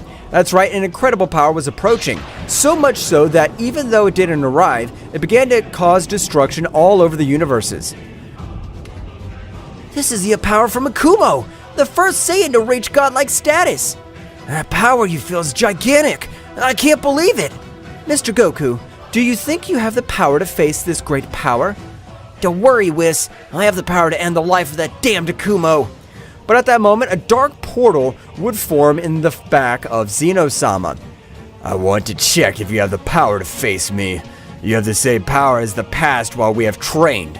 Akumo would deliver an incredible blow to the stomach of Zeno-sama, who felt like the whole world was spinning around him. That's right, the power of that blow was so overwhelming, so much so that even large amounts of blood fell to the ground. How did you have all that power? You were a simple worm who begged for his life. I became powerful in order to return your humiliation. I'll never forget that I, being the most powerful Saiyan in all the universes, had to beg for mercy. Akuma would charge a large sphere of energy, throwing it at Zeno-sama, who was not able to do anything on this occasion, due to the great difference in powers. However, Goku with incredible speed would take Zeno-sama, putting him in a Zeno place. You have incredible speed, but that won't be necessary to defeat me, so you are the owner of the power that was felt just now. I don't know what happened between you two, but I won't let you take Zeno-sama's life. You'll only do it if you can defeat me. You are powerful, but you don't have the battle experience that I possess. Goku in his Ultra Instinct had launched himself against Akuma, with which, without any difficulty, would dodge each of his blows, being able to connect several blows in the same way, which made Goku bleed. Instantly, Akuma, the body of Goku, beginning to torture him, all his screams could be heard throughout the universes. The power of that warrior is incredible. I can't believe it. But I won't let Mr. Goku die. I'll help him. Whis would raise his power to the maximum, but it wouldn't be enough to get Akuma's attention. Whis would connect a great blow to Akuma's neck, not causing him any scratches. Akuma, with a great attack, would send Goku to crash to a nearby planet, falling with multiple wounds all over his body. That's the power of a guardian angel possesses. You're just a piece of garbage. Akuma, in a matter of seconds, would begin to humiliate Whis, who was not able to do anything to defend himself since the difference in their powers was abysmal. Meanwhile, with Goku, his inner power Kakarot was furious since they had been humiliated in an amazing way, not allowing it. You know your heart is warm, but now I'll control the body. Kakarot would control Goku's body with ease. Goku being in terrible conditions, Kakarot, observing how Akuma was humiliating Whis, would quickly increase his power, and a great explosion would pass to the Super Dark Saiyan. Akuma would feel a great power, but when realizing that he was Goku, he would give a loud laugh. I don't know where you got much more power, but the result will be the same. You don't have the experience that I, the first Saiyan God, possesses. Kakarot, without saying a single word, at an incredible speed that even Akuma was not able to observe anything, had connected a powerful blow, which would make him crash into a planet, destroying it with the impact. At the moment Akuma stood up, a large mouthful of blood would come out of his mouth. This can't be happening. No warrior besides Zeno-sama's ever made me bleed. I swear I'll finish you off, you bastard. I'll not leave a dust of you. Akuma, furious, would begin to exchange blows with Kakarot, which on this occasion were very evenly matched. Since Kakarot's experience was much greater than Goku's, at the moment Kakarot would connect a big blow to Akuma's stomach, but at the moment he would also receive a kick from Akuma, being sent both to fly. That's funny. You have the great power, but you won't be able to finish me. You're a simple worm compared to my greatness. Stop saying stupid things, you simple mortal. Akuma had launched himself against Kakarot, but to his surprise, this time Kakarot would hold his fist with only one of his hands. So with a terrifying look, he had made him shudder. That's right, Kakarot's power was even able to make Akuma, the first Saiyan God, panic. What are you? How do you have such authority? I don't know what I am, but I know that I'll end your pathetic life in this place. Since you dared to kill almost my body, I cannot allow that. Die! Kakarot, with a great dragon attack, would be able to pulverize Akuma. Dracoria, who would observe everything that happened, was a little surprised to witness all the power that the Saiyan had. To end the life of that warrior would be a waste. I have to manipulate him so that he becomes part of my elite warriors. Meanwhile, with Daishenkin and Beerus, both angels had increased their power to the limit of their capabilities, being able on this occasion to give an even battle to Yota, who was a super god of the Universe Zero. They have increased their powers in an amazing way, but they have still a lot to learn, so we'll train for a while, and they'll be ready to finish what they started. After all this time, I'll be able to finish with that damn monkey. I'll not let him finish with my dreams of becoming the most powerful being of the 12 universes. Father, together we'll put an end of the life of that dirty Saiyan and the traitor of Whis.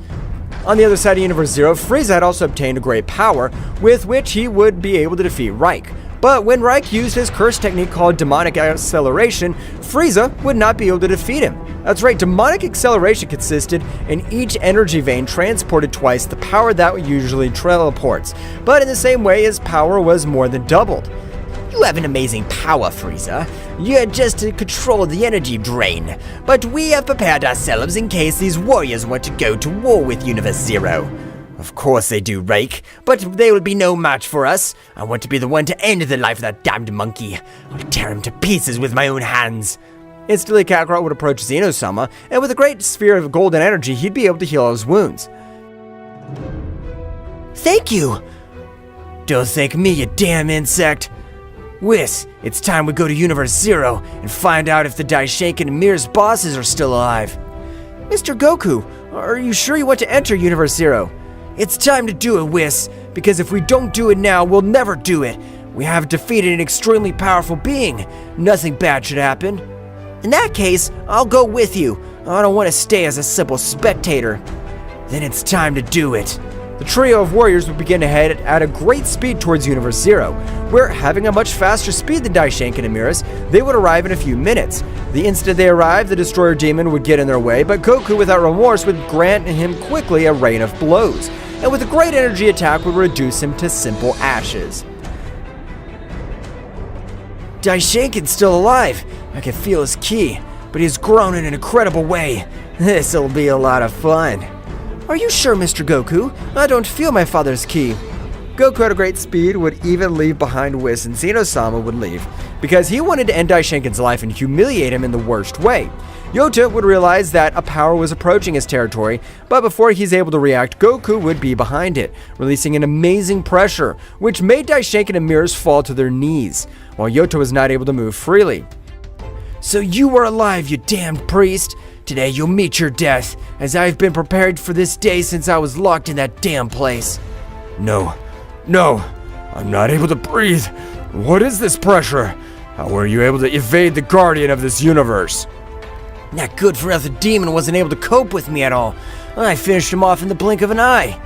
You're a damn monster! Beerus, we have no choice. Angelic resonance!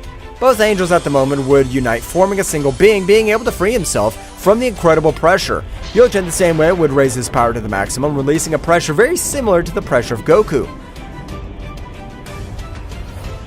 I've been a long time getting to know you, powerful warrior son Goku.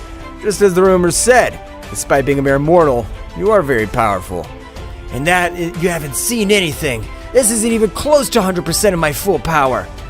If what you're telling me is true, it'd be better to end your life right now, because we can't allow a being more powerful than us to exist. Yota and the Archangel would throw themselves against Goku. He was able to defeat each of them without any difficulty. Goku would connect a great blow to Yota's face, sending him to fly to a planet, while with that Archangel, he would cut every part of his body to make him suffer the greatest agony. How do you have so much power? This can't be true. We are supreme angels. We train with the most powerful beings. You're a simple mortal.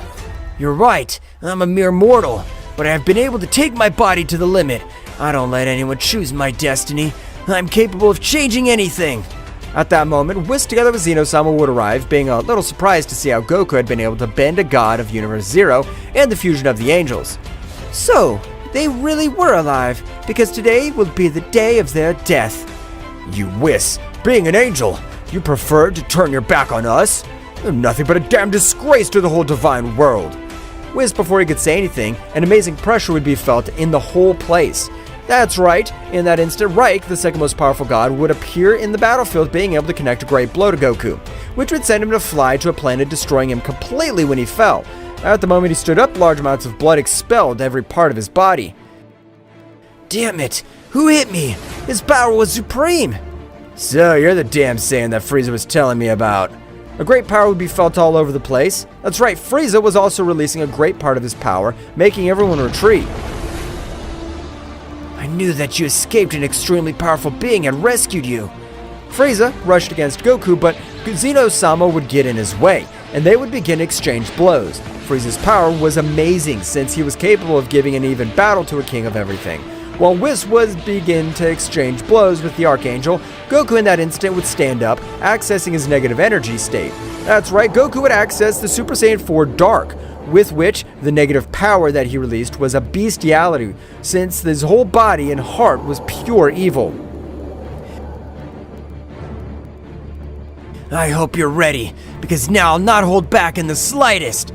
Goku at an incredible speed would begin to exchange blows with Reich, which was much more powerful than Yota, but Goku would quickly begin moving to be able to dodge a great attack, which had been thrown treacherously by Yota. Damn you! You want to die so much, now I'll fulfill your wish. I'll finish you to totally confront this guy. You're no use to me. Goku with his aura in the form of death would create a scythe of negative energy, which would be directed towards Yota, which was able to dodge it, but a purple scythe was approaching from his blind spot, being able to cut him in two. Large amounts of blood would fall to the ground. At the time, Goku of a great attack would disintegrate it completely. Now yes, it's just you and me. We could fight without distractions. Reich, a little surprised, would use his demonic acceleration technique, increasing his power in a great way, but he had not surprised Goku in the least. When he dodged one of his blows, Reich was astonished since his speed had increased so much, being able to dodge that blow by pure luck. Goku would begin to take the battle much more seriously, beginning to connect hundreds of blows throughout the body of Reich, which in each exchange of blows made him spit large amounts of blood due to such a bestial attack of the Saiyan. What are you? You're neither a god nor a mortal. You're something that transcends something far beyond what we know. That's none of your business. Now die!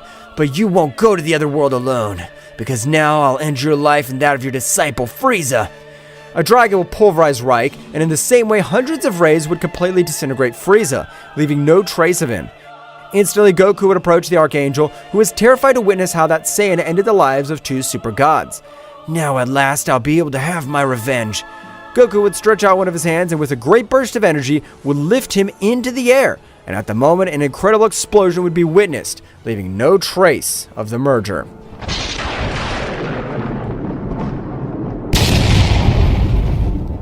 Goku, with his great power, was able to finish with the life of two super gods, and even with the life of the fusion of Beerus and Daishenkin-sama. Nevertheless, none of this had finished, since Dracoria, the most powerful god of all the Universe Zero, was still alive, and he had witnessed absolutely everything that happened. Savor the victory while you can, dirty Saiyan, because from now on I'll prepare to end your miserable life. Meanwhile, in the Kingdom of Everything, there was absolutely no one. However, hundreds of rays began to be observed, beginning to form the silhouette of a new being, which his power was rising in an incredible way. So it is, at the time of Zeno-sama eliminate the seal of his power, eliminated a much older seal which held captive a powerful warrior, the guy villain of all multiverses, the being who ended the life of 24 universes. That is, this guy was able to end the life of an entire omniverse. However, Zeno-sama's father, sacrificing himself, was able to seal him for eternity.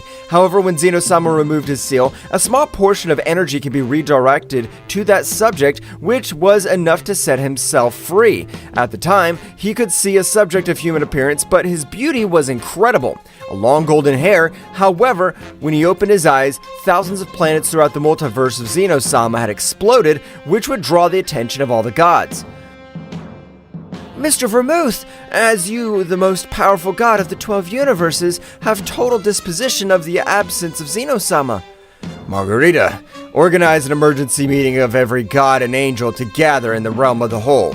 Margarita would inform all the other gods and angels, who would quickly go to the Kingdom of Everything, but when all the gods arrived, an incredible pressure would fall on their bodies, which fell to the ground on their knees, including the angels.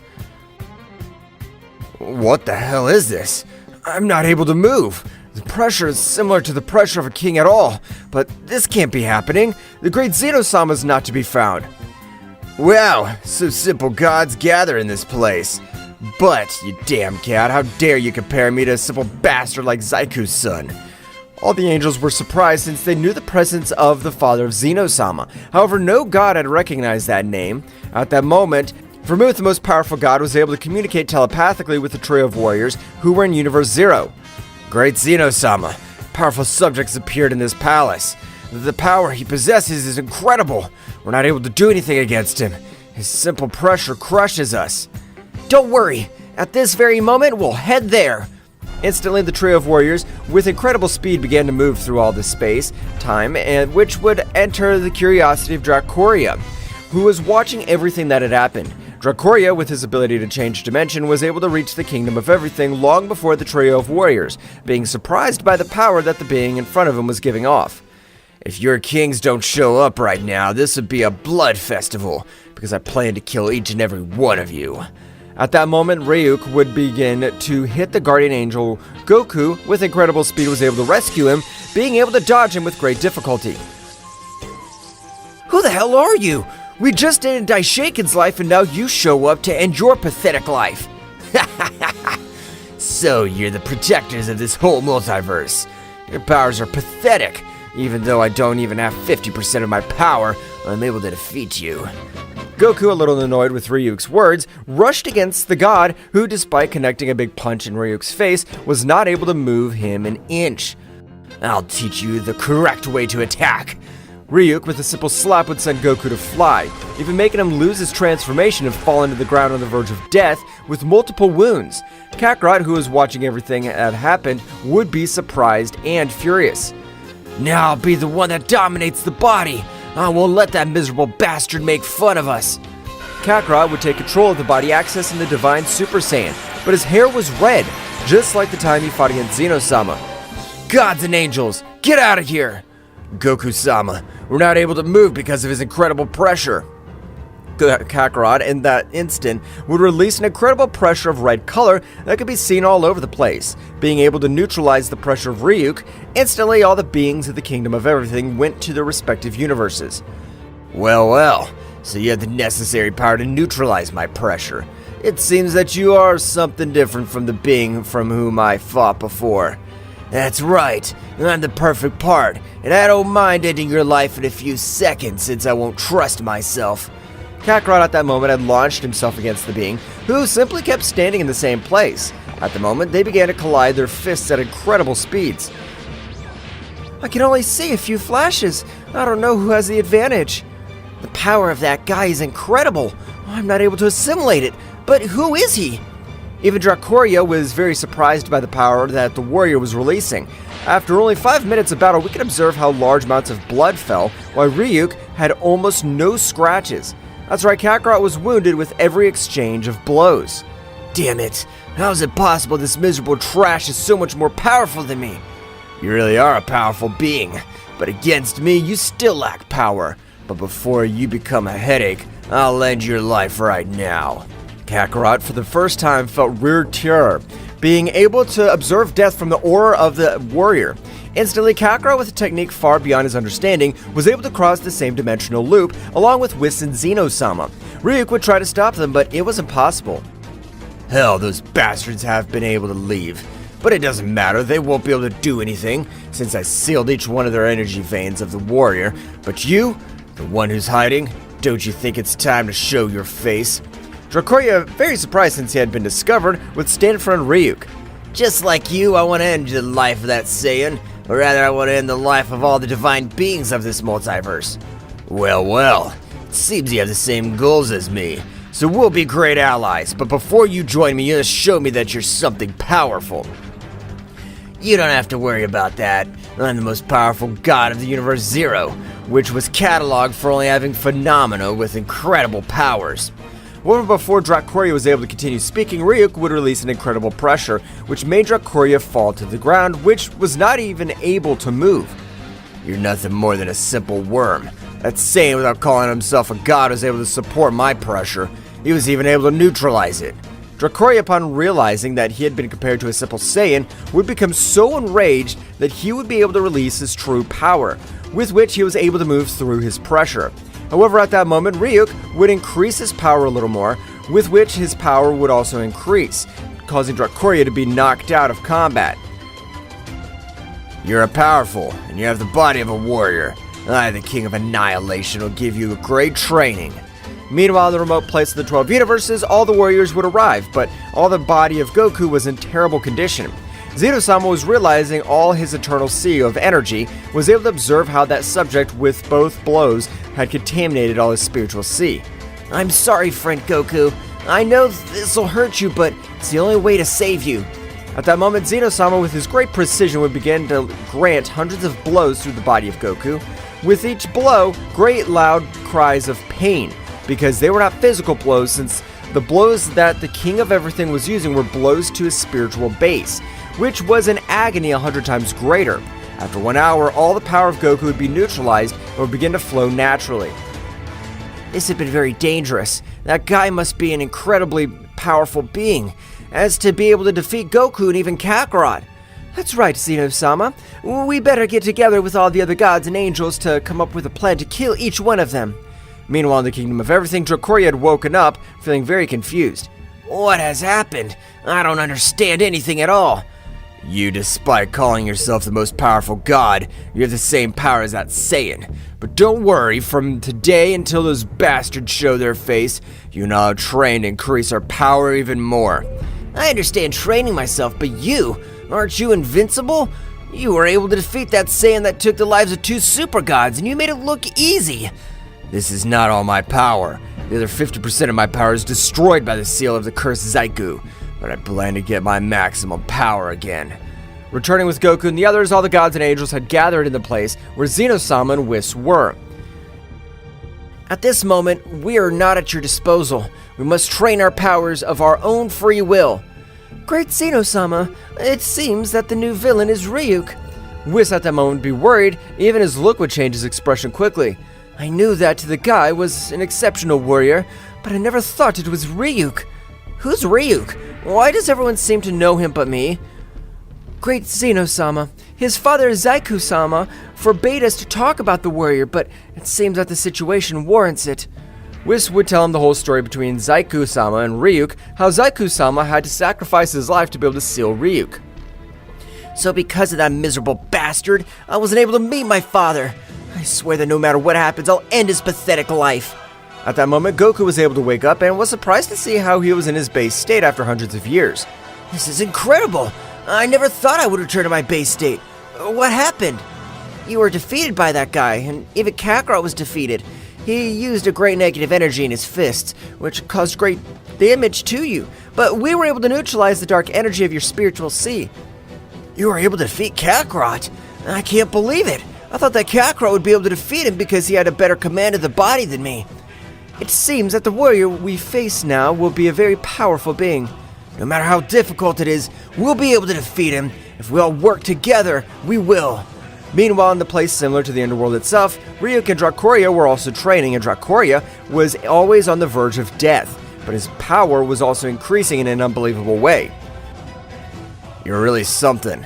Since there are very few warriors capable of withstanding my power, there are only a few warriors who are capable of withstanding my blows. I don't think that I'll be another one of your bunch. I'm gonna finish with those damned ones, and I don't want to stay behind you. At that moment, again, both warriors were beginning to exchange blows all over the place where they were moving. That's right, at that moment, Dracoria would fall to the ground very wounded, vomiting large amounts of blood. That's enough for today. We still need to have an arduous rest. Meanwhile, in all the 12 universes, an incredible power was being released. That's right, at that moment, Kakarot was releasing an overwhelming power as he felt humiliated by that warrior.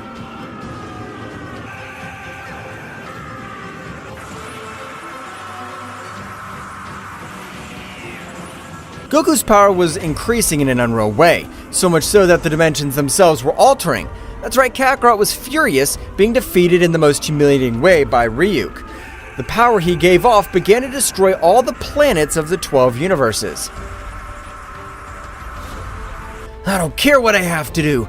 I swear, I'll return that humiliation multiplied by 100. No, by 1,000. You'll prefer death. In that instant, Kakarot would be out of combat. At that moment, Zeno-sama was also very thoughtful for everything that has happened, because due to his fault, that being had been released, a being that was even more powerful than Dracoria. Whis, I've decided to merge with my friend Goku since it's the only way for all of us to be able to survive. Great Zeno-sama, are you sure of what you just told me? We don't know if you'll be able to return to normal.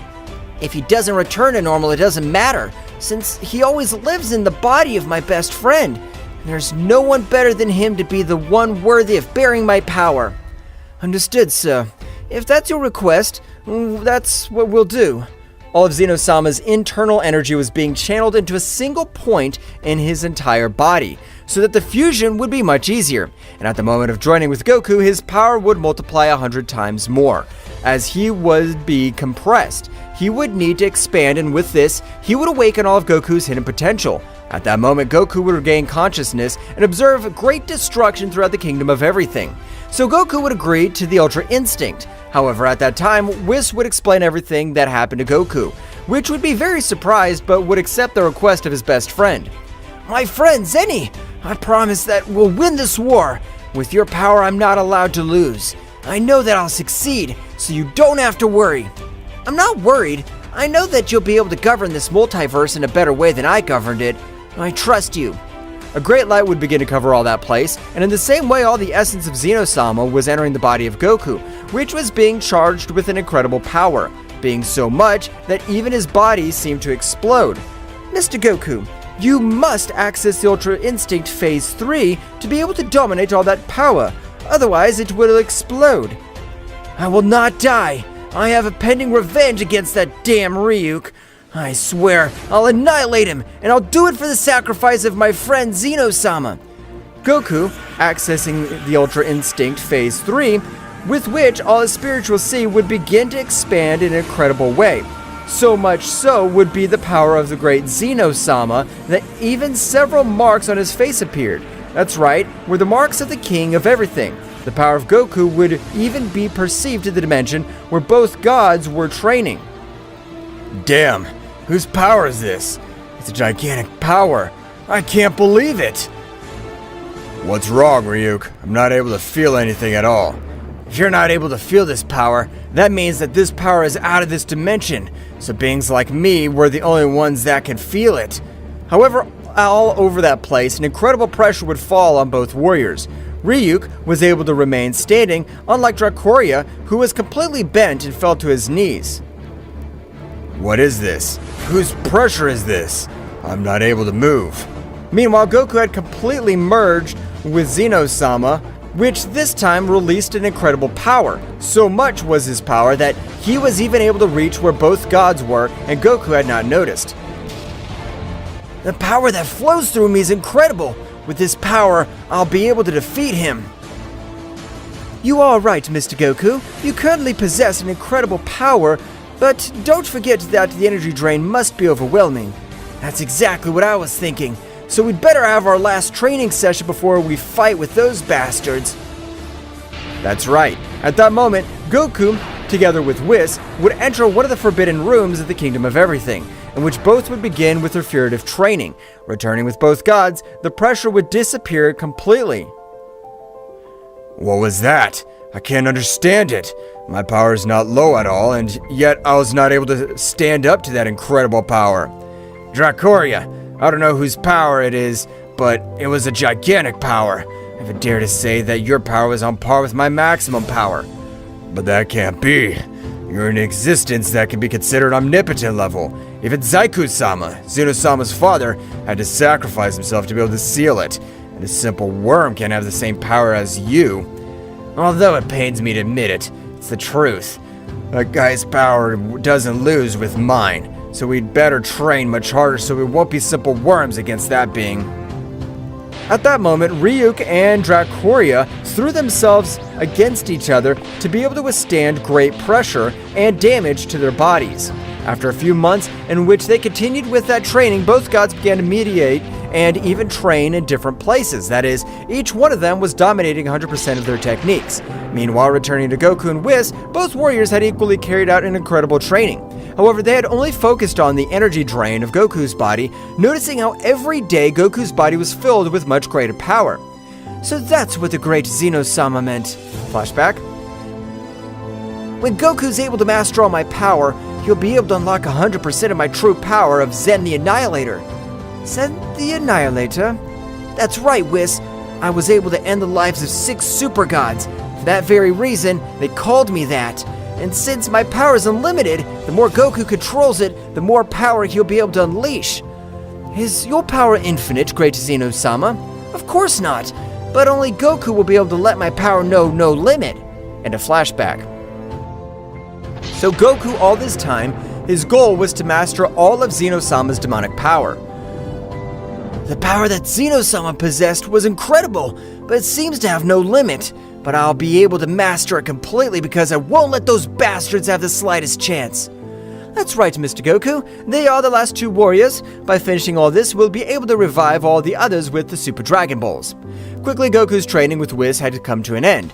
At that moment, both warriors would leave the dimension. However, Goku wasn't an Ultra Instinct, but even with that power, he was able to shake all 12 universes. Apparently, I've become too powerful, and even this entire multiverse was not able to withstand it.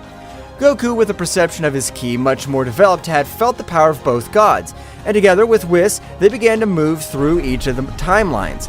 At the moment of arriving, they appeared in front of both gods, who were a little surprised. How are they able to know where we were? That's none of your business, but this time we'll be able to kill them both and bring peace to all the universes. Dracoria at that moment, without waiting for anything, had launched himself against Whis. Both of them would start exchanging blows at incredible speeds, while Goku and Ryuk were staring at each other. No matter how long you've been training, you are absolutely nothing compared to me, since I'm even considered an omnipotent being. I don't care what you are and aren't, because today will be the day of your death. Neither you nor anyone else will be able to avoid it, because I have enough power to finish you off. Did you say you have enough power? Ha! You're a mere mortal. Goku at that time, a lightning speed, would be able to connect a great blow, which this time had made him fall to a planet, destroying himself completely. By such power, even had been able to cross dimensions with that blow. Ryuk would begin to vomit large amounts of blood, not being able to assimilate what had happened. What? How are you able to cause this damage in one blow? This can't be. You don't know what can happen. Now this will be the place of your death. Ryuk at that moment would raise all his power, with which each planet of the 12 universes was disintegrated completely. Ryuk would continue with his power increase, which even left a little surprised Goku. If it weren't for the power of Zeno-sama, I'd never be able to face this guy. His power is of another level. Ryuk at the moment would create an incredible explosion, which would cause great waves of fire, and even did not allow a clear vision. Ryuk, with flashing speed, began to exchange blows with Goku, which was not far behind. That's right, the power of Goku was so big that it was equal to the power of Ryuk. Ryuk in that instant would connect a great blow, making him fall to a planet. But before he celebrates his blow, a great claw of energy had been able to make him fall to the ground, detaching every part of his body. Large amounts of blood fell to the ground. Heh, what do you think of that? Weren't you able to read my moves? Let me admit that this is not my full power, but before I finish you off, I'll show you the power that you'll never achieve, no matter how hard you try. Meanwhile, Whis against Dracoria both seemed to have very even battle, but in each exchange of blows, Whis was injecting celestial energy in Dracoria's spiritual sea. The more the battle went on, the worse Dracoria's body was in worse conditions. What's wrong with me? Why is my body behaving strangely? All the power was to demonstrate in this place. Could it be because of the damage of my body? It doesn't matter, I'll finish with him. Whis would realize that Dracoria was no longer a rival for him, so in that precise moment, he would connect hundreds of blows to Dracoria. Falling to the ground very badly wounded, Whis, in that moment, would throw his great attack, which Dracoria would try to resist it, being impossible. That's right, the power condensed in the attack of Whis was a barbarity. For every being you've exterminated, I, the Super Guardian of Universe 7, will exterminate you. The incredible power of Whis had been able to reduce to simple atoms the whole body of Dracoria. At the moment, Whis would notice how Goku is increasing his power in an incredible way. That's right, Goku was accessing his form of King of Everything. Ryuk, when feeling all that power, would be surprised when realizing that it was very similar to the power he had felt months ago. Were you the owner of that power you felt months ago? So you already felt all my power, but on that occasion I wasn't able to control it. Now with all this power, I'll end your pathetic life. Goku, with a great speed, would give him millions of blows, leaving Ryuk very hurt, who would be very surprised to realize that the owner of all this gigantic power that he felt months ago was that Saiyan. Damn mortal. Don't think you'll be able to do anything against me. You don't have the power to finish me off. Ryuk in that instant would begin to absorb all the energy of all the universes, beginning to fill with an incredible power all his body. That's right, Ryuk's body seemed to explode with so much power, but at that moment, Ryuk would channel that power in a great attack. If you want to dodge it, but this whole pathetic multiverse will be blown to pieces, and not even the Zama Dragon will be able to revive them. This power is atomic. I don't care if this power is called atomic. I'm the king of everything, and I have the power to disintegrate everything in my path. And this will be no exception. Goku, in the same way, would begin to channel a great part of all his power. At that moment, all the power of Goku began to shoot in an incredible way. Ryuk would launch his incredible attack, while Goku, in the same way, would launch a great power. At the instant of colliding for 2 minutes, a great explosion would be created all over the place, which would begin to turn Ryuk into dust. So this is the end of me. I never thought I would be defeated by a simple Saiyan. This simple distortion of the attacks would be so powerful that it would end the life of Ryuk. Goku would go quickly to his dimensional change to not be affected, leaving with Whis to another universe. After a few weeks, both reunited the Super Dragon Balls. What is your wish? I can fulfill one of your wishes. I want you to revive the god Beerus and all the good-hearted beings who were affected by our revenge. That's a very easy wish to fulfill. Zama will fulfill the wish of the Saiyan with great ease, and in the same way, Beerus would be again the god of his universe, while Goku would become the new king of everything. With the power that lives within me, I promise to protect this multiverse. Nothing will happen to it while I rule it.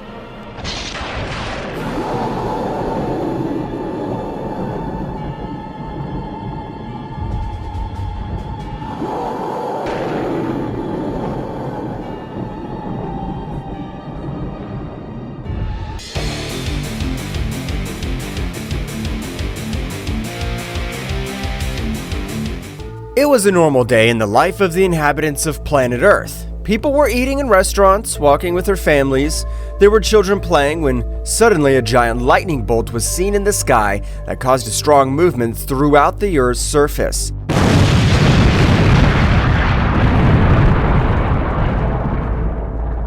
Buildings collapsed. People could not stand up. Windows exploded.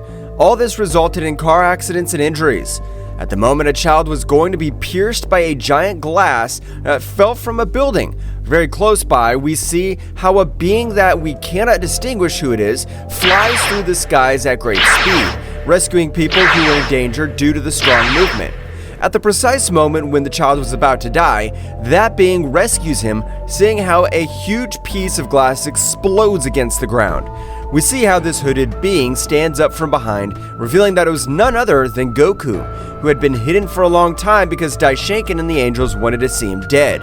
Goku, with a different appearance than the one we all know, after rescuing the boy, is amazed by the energy that emerges from the earth to the sky. We could see how Vegeta arrives at the place where Goku is together with the Z Warriors, who were still saving people from the disaster. Vegeta looks at Goku face to face and says, "Kakarot, insect, where have you been all this time?" At that moment, Gohan and Goten arrive and tell him, Dad, where have you been? "What happened to you, father?" All this happened while Piccolo, Krillin, Trunks, and Android 18 were rescuing the people affected by the movement. After having finished saving them, they arrive to where they are reunited with Goku and look at him very surprised. In a head-to-toe scan, we can see Goku's face very emaciated, with wounds and pronounced cheekbones because he had not tasted any kind of food for a long time. At that moment, we go back in time about 20 years ago. We see how Goku and his son Goten are walking together in the forest.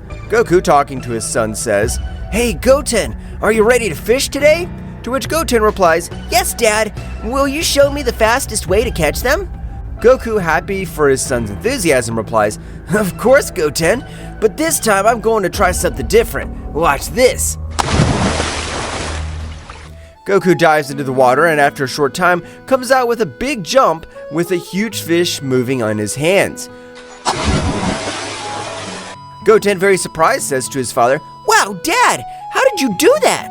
Goku, showing a very happy expression, says, When I was little like you, Goten, I had to find my own food in order to live.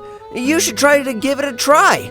Goten, very excited, says to his father, I'll try.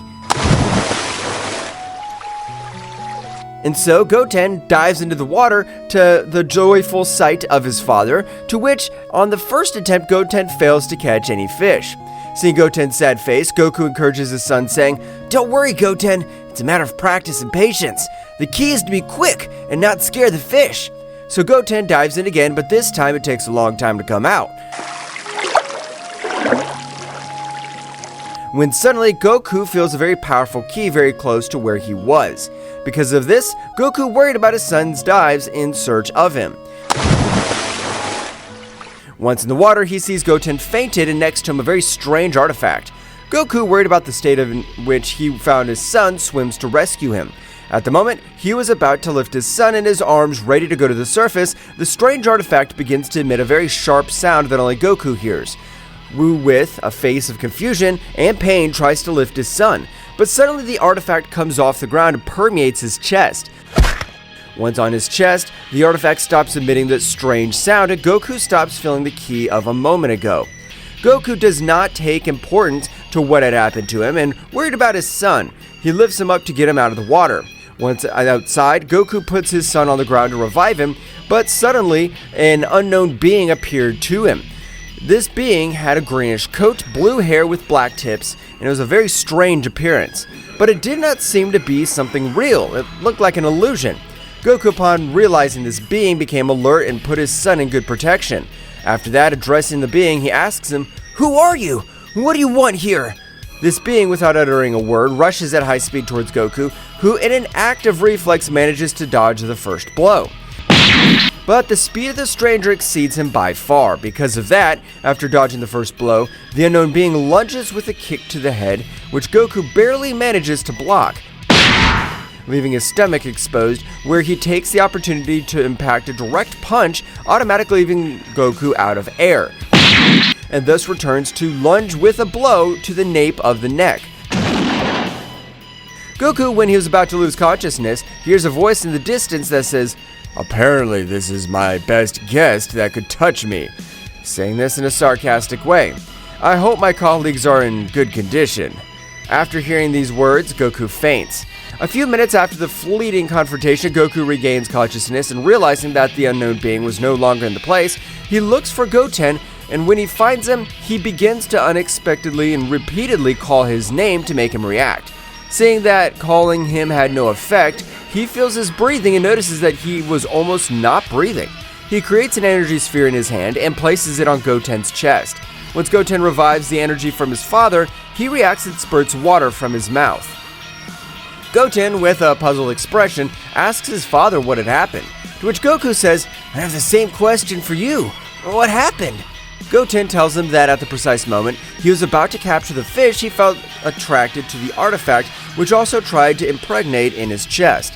At the time, Goten felt a strong source of energy that ran through every part of his body, which was very difficult to control, and felt how that strange energy weakened him until he lost consciousness and fainted. Goku had his thoughts, and that he also felt the same strange and very powerful energy running through his body, and worried about his son, asked him if he still felt that energy inside him. Goku calmly and a little puzzled told him no, that he only felt that when the artifact was trying to permeate him.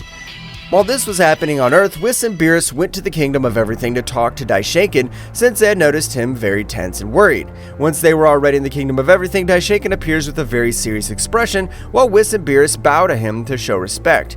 Daishinkan, relieved to see that Whis and Beerus were with him, tells them something very strange and dangerous is about to happen. Whis, with a puzzled expression, asks, What is it, father? We'd noticed a certain tension in the air as we reached the realm of the whole.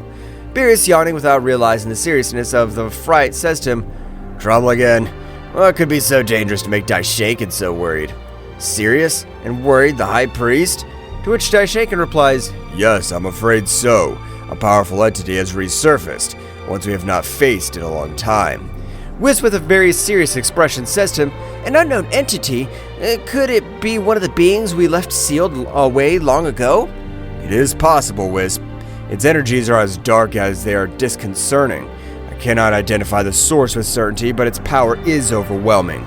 Beerus, frowning, says, "Why should I worry about it? If it's that strong, I'll go and destroy it." Daishankin, with a very serious expression, explains, It's not that simple, Lord Beerus. This entity seems to have the ability to change even the most ancient gods. We cannot underestimate it. Whis thoughtfully asks his father, "How do you suggest we deal with this situation, father?" We need to gather information before we act rashly. Whis, Beerus, I trust you with the task of investigating. Find out all you can about this entity and any weaknesses it may have. Beerus, smiling confidently, exclaimed, Good, good. A little action won't hurt." Nodding, Whis replies, "We will be on our way, Daishankin, but be aware that if this entity threatens our universe, we will not hesitate to take drastic measures." I understand, Whis. May wisdom guide your actions, and may you return with the information we need. After that conversation, Whis and Beerus depart for the hitherto unknown destination, while Daishankin watches with concern, aware of the gravity of the situation looming in the realm of everything.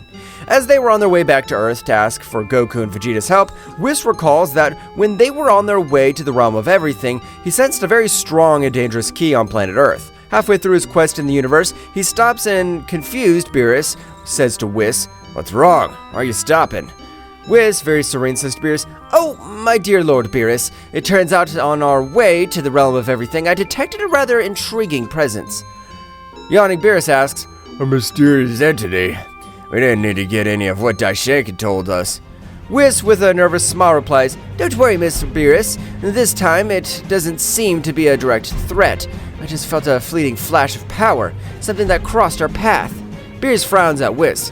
"And you didn't give it any importance? Isn't that what Daishankin was talking about?" "Well, the truth is, I didn't consider it an immediate threat. It was like a flash of power energy, but it disappeared as quickly as it came. It didn't seem to have any hostile intentions." Beerus, thinking about the situation, asks, "So what shall we do then? Does Daishankin want us to investigate something like this?" "Yes, but I think the best option is to go ahead with our main mission, to find out what the entity has surfaced. The fleeting..." Goku, somewhat worried, nods and says, "It seems so. The moment I rescued Goten, this artifact permeated my chest, and I began to feel an incredible amount of pressure coursing through every part of my body." Piccolo, thinking about everything Goku was telling them, asks, "And how did it get in your chest?" "The artifact was underwater right next to Goten, who had fainted. As soon as I was approaching it, it emitted a very sharp sound that didn't allow me to get close to Goten. Despite that, I managed to get close, and out of nowhere, it jumped in front of my chest to stay there. After everything that had happened with Goten, I tried to take it off, but when I did it again, it came back to permeate my chest. We must find out what this artifact is and why it has such a great amount of power. I'm counting on you." Vegeta, determined, says, "Let's do it. We won't let any threat catch us off guard." Future Trunks earnestly tells everyone, "I agree. Together, we'll figure out what's going on." Goku thanks all his friends for the support they were giving him, but at that moment he changes his joyful expression to one of seriousness, as he remembered what had happened just before he lost consciousness. Gohan, noticing the sudden change in his father's expression, asks him, "Dad, what's wrong? Is there anything being?" Piccolo, observing the artifact, turns to Goku, saying, "This looks familiar. It may be like a containment urn, like the ones we used at the Mafuba to seal powerful beings." Surprised Goku, "Really, Piccolo? Do you think this could be something like that?" Krillin, looking at the artifact, "An artifact like this one, used with the Mafuba on Goku's chest? Since when did battles become so complicated?" "There's always something new with you Saiyans." Master Roshi, somewhat excited, but at the same time serious, exclaimed, "Ah, Mafuba! I remember when we sealed King Piccolo with that. Do you think Goku has such a strong enemy inside?" Future Trunks, analyzing what had happened, says, "It makes sense. The Mafuba urns are powerful devices to contain evil energies. Could this artifact have sealed something?" "I don't care if it's from the Mafuba or anywhere else. I just want to know how to get rid of this thing once and for all. It's a possibility. The urns we use to keep very strong enemies under control, but why did it attach yourself to Goku?" I'm not sure, but what I do know is that this energy is linked to a very powerful entity. Whatever it is, if it's linked to that artifact, we cannot underestimate it. So, what do you plan to do, Kakarot? At that moment, the Kaio-sama of the North telepathically communicates with Goku to tell him that he had information about the powerful energy that they felt, and the mysterious artifact that permeated his chest. Kaio-sama tells him to get to his planet quickly. First, we need information. Kaio-sama has information about this artifact and the being that might be inside it. We must go to Kaio-sama so we can find out what we're dealing with. Vegeta nods and Goku continues. Exactly, but first, I need your help. If there are any more entities like this, the Earth could be in danger. And with this connection to the artifact, I could put them at risk. Therefore, I'll only go to Kaio-sama to get the information to get rid of this artifact. Kakarot, don't even think that you'll do this alone. I'll go with you, Insect. I can't accept that you become stronger than me. Goku accepts and asks him to put his hand on his shoulder.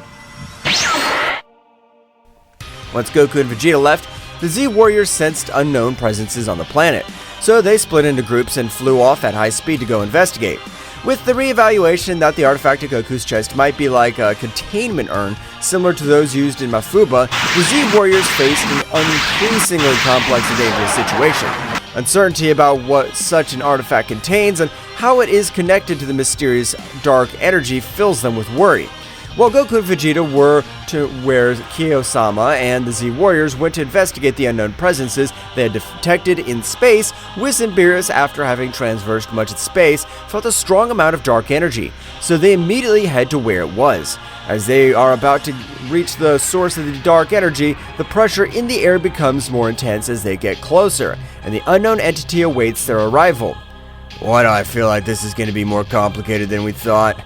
Mr. Beerus, the information we gain here could be crucial to understanding the threat we face on Earth. The unknown entity, surrounded by a dark aura, reveals itself in front of Whis and Beerus. Its presence is overwhelming and a sinister laugh echoes in space. Unknown entity mockingly welcomes them, saying, I expected your arrival. You took longer than I expected. Do not underestimate the gods. We're here to stop any threat that endangers our universe. Before any confrontation, can you tell us who you are and what you're doing here? Oh, that's funny. I'm known as Ryuk, disciple of the Devourer of Worlds. I have come to free the Master, the most powerful being who ever lived. The expression on Whis' and Beerus' faces become much more serious upon hearing Raiku's name. Raikou, that name rings a bell. Raikou is an ancient threat, Lord Beerus. His master, he and the other disciples were sealed away millennia ago due to his unquenchable thirst for power and destruction. So it looks like we have a problem.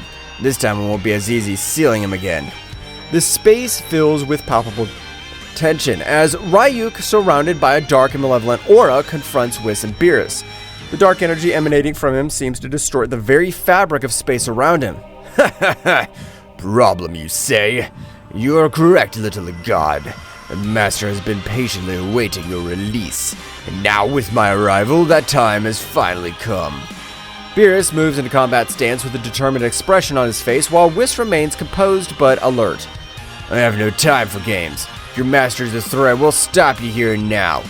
Tell us more about your master. Understanding his motivations might help us find a peaceful solution. Ryuk chuckles mischievously, revealing his sharp fangs, that disappears in a dark flash before reappearing behind Beerus with astonishing speed. There's nothing they can do to stop the Master's inevitable resurgence, but before that, they could entertain me. The battle begins. Ryuk throws a swift punch towards Beerus, but the Destroyer guy nimbly dodges and responds with an energy punch that Ryuk blocks easily. Meanwhile, Whis watches carefully, waiting for the right moment to intervene. Ryuk's speed is impressive, but Beerus manages to keep up. They exchange blows and energy blasts in a combat that seems to defy the laws of space itself. Ryuk's dark energy distorts reality around him, making its impact more dangerous and intense. Lord Beerus, your speed is amazing, but that dark energy is problematic. I suggest you be careful with your movements. Beerus nods as he dodges an enemy attack and counterattacks with an energy wave. Ryuk, undeterred, vanishes and reappears in front of Whis, challenging him to enter the fight. And you, assistant of the god, will you dare to face me? Whis smiles serenely and disappears in a flash, only to reappear behind Ryuk. I have no intention of fighting, but if that's what you wish." Before Whis finishes his sentence, Ryuk turns around and launches his fierce attack towards him. Whis, with his extraordinary speed, dodges each blow with grace. Space convulsed with the fury of the cosmic confrontation between Whis, Beerus, and Ryuk. Each move shattered reality itself. As Ryuk's dark energy and the god's divine blast intertwined in a demonstration of opposing forces, Ryuk, his ominous figure shrouded in a dark aura, moved with breathtaking speed. His sinister left echoed through the emptiness of space, challenging the gods who faced him. This guy's faster than I thought. As Beerus' words fade away, Ryuk disappears in the blink of an eye and reappears in front of him with a punch charged with dark energy.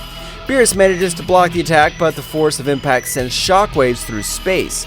Ryuk breaks away from Beerus with a smirk, and in a flash lunges towards Whis. His movements were fluid. Whis, on the other hand, moves gracefully, dodging each blow with the grace of a cosmic dancer. This dark power is intriguing, but it is out of balance. Ryuk, frustrated by Whis' evasive ability, concentrates his dark energy in his hands and launches it as a flare. Whis responds by creating an energy barrier, but the resulting collision sends shockwaves through space, shaking nearby stars. Beerus takes advantage of Ryuk's distraction and lunges at him with a punch charged with divine energy. Ryuk blocks the blow, but the resulting force causes an explosion that creates the ephemeral supernova in the cosmos. The fight continues with unmatched speed. Ryuk demonstrates his skill in anticipating the gods' moves, while Beerus and Whis unleash their divine power to counter the darkness that threatens to engulf them.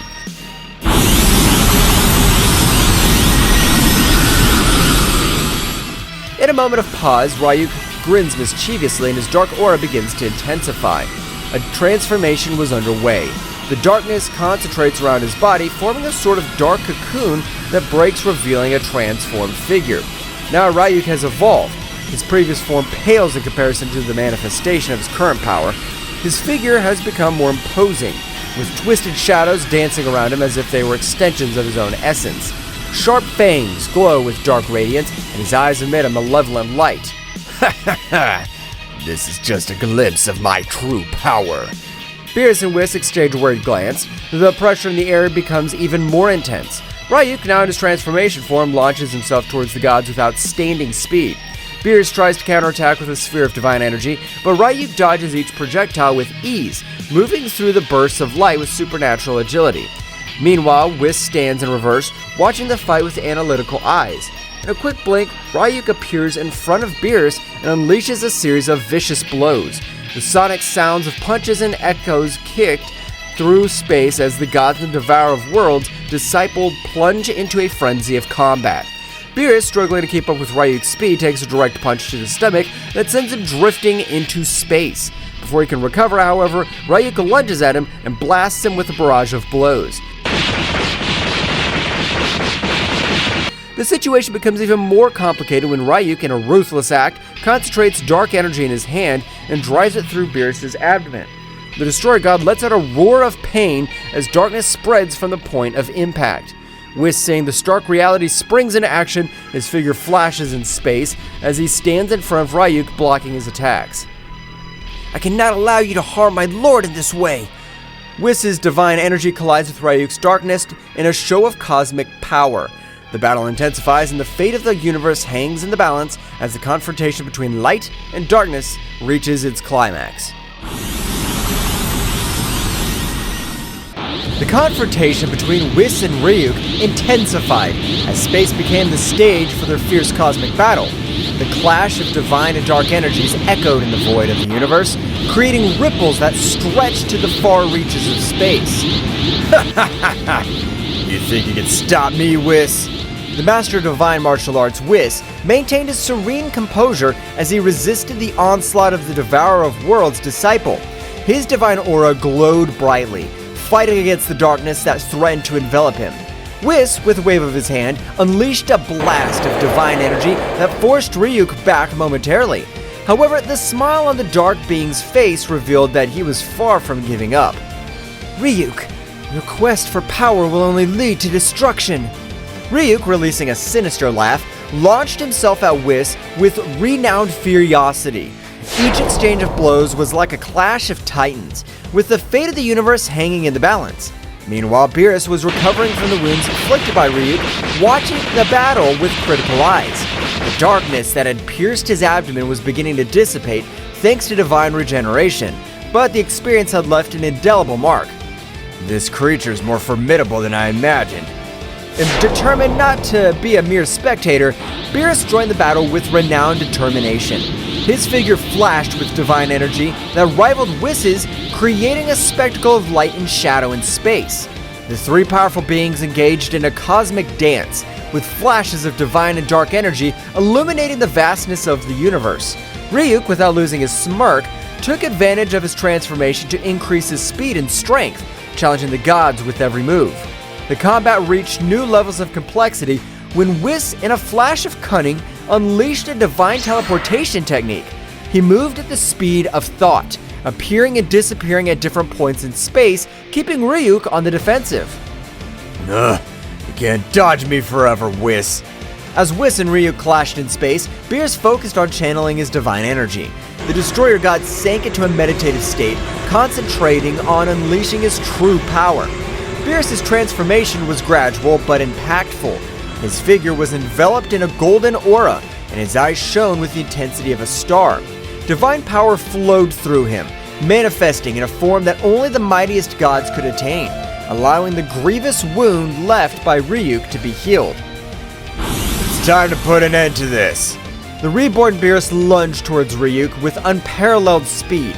Each blow he delivered was imbued with overwhelming divine energy. Ryuk, though powerful, was overwhelmed by the onslaught of the Destroyer God. Meanwhile, Whis continued his cosmic ballet, defying the laws of space and time with his speed and agility. Every move was calculated, every blow strategically executed. The battle reached its climax as Beerus and Whis coordinated, combining their attacks to create a symphony of divine energy that enveloped Ryuk. The pressure in the air became almost tangible, and the cosmos itself seemed to rumble with the intensity of the conflict. "Do you have anything to say, Ryuk?" Ryuk, gravely wounded but still defiant, let out a shrill laugh. His figure writhed as the dark energy tried to resist the overwhelming pressure of the gods. This is not the end, gods. My master will be released, and his darkness will devour all. Beerus, showing no mercy, unleashed a sphere of concentrated divine energy and hurled it directly at Ryuk. The resulting explosion illuminated the space, dispelling the darkness that had lingered.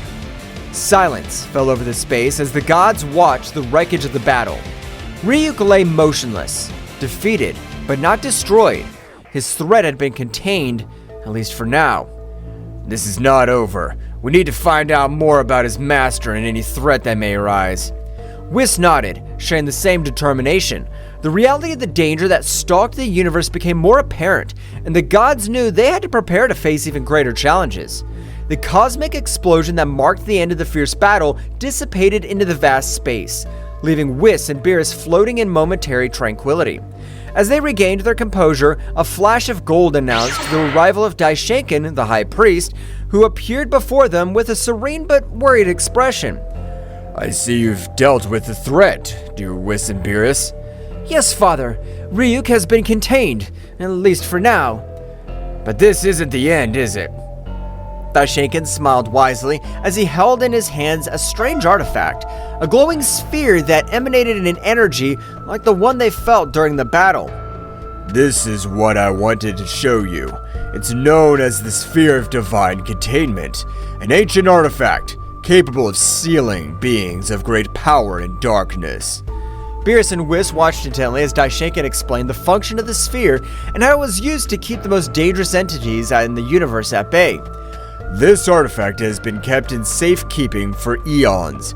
It's only brought to light in extreme situations. The dark energy they felt came from one of these sealed entities, released by Ryuk's recklessness. Whis and Beerus exchanged worried glances as they assimilated the information. Who are these sealed entities?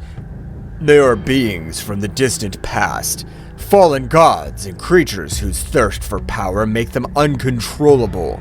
The Sphere of Divine Containment is our safeguard against their resurgence. So, Ryuk was one of them. And his master? His master is the Devourer of Worlds, an even more ancient and dangerous being. His release could jeopardize existence itself. The gravity of the situation hung heavy in the air as Daishenka continued to explain the importance of keeping the sphere of divine containment safe and sealing Ryuk again. Now that Ryuk has been contained, it's crucial that he returns to his place of safekeeping. But we also need to get information from him. We need to know more about the Devourer of Worlds' plans and any threats that may arise. Beerus, Whis, and Daishenkin shared a determined look. The task was not complete. There was still work to be done. If interrogating Ryuk could give us answers, we'll do so, but we must proceed with caution. The information we gathered will be essential to prepare for future threats. Also, we need to reinforce the security of the sphere of divine containment. Daishenkin, with a nod of his head, showed his approval of the god's decision. Very well. Let us return to the realm of all and set preparations in motion. The safety of the universe depends on us. The three gods, with the glowing sphere in hand, teleported to the realm of all, ready to confront the shadows of the past and ensure the stability of the universe. The spheres of divine containment, now more than ever, became the beacon of hope amidst the darkness that threatened to emerge. Meanwhile on Earth, the Z warriors, divided into groups, scattered into the sky in the direction of the unknown presences they had sensed on the planet of the northern Zeno-sama. In the air, they moved at impressive speeds, ready to face any threat that crossed their path. On Zeno-sama's planet, Goku and Vegeta appeared thanks to teleportation, scarring Zeno-sama with serious and determined expressions. Zeno-sama, who was waiting for them, welcomed them with nervous gestures. Goku, Vegeta, I'm glad you came so quickly. The information I have is crucial. We need to know what this artifact is and what threat it poses. We don't have time to waste. What do you know? Zeno-sama nodded and led the Saiyans to his small home on the planet. Once inside, they unfolded an ancient scroll that revealed information about a mystical artifact known as the Cosmic Core of Containment. He explained that this artifact was used by the ancient gods to seal entities of great evil and power, preventing them from wreaking havoc in the universe. This artifact is so ancient that there are hardly any records of its creation. It was thought to be lost, but apparently all this time it was hidden on planet Earth. And how is it supposed to be sealed? Tell us at once. Zeno-sama explained that the Cosmic Core of Containment could be opened by a being of great power, but in doing so, the seal would be transferred to the first being it encountered.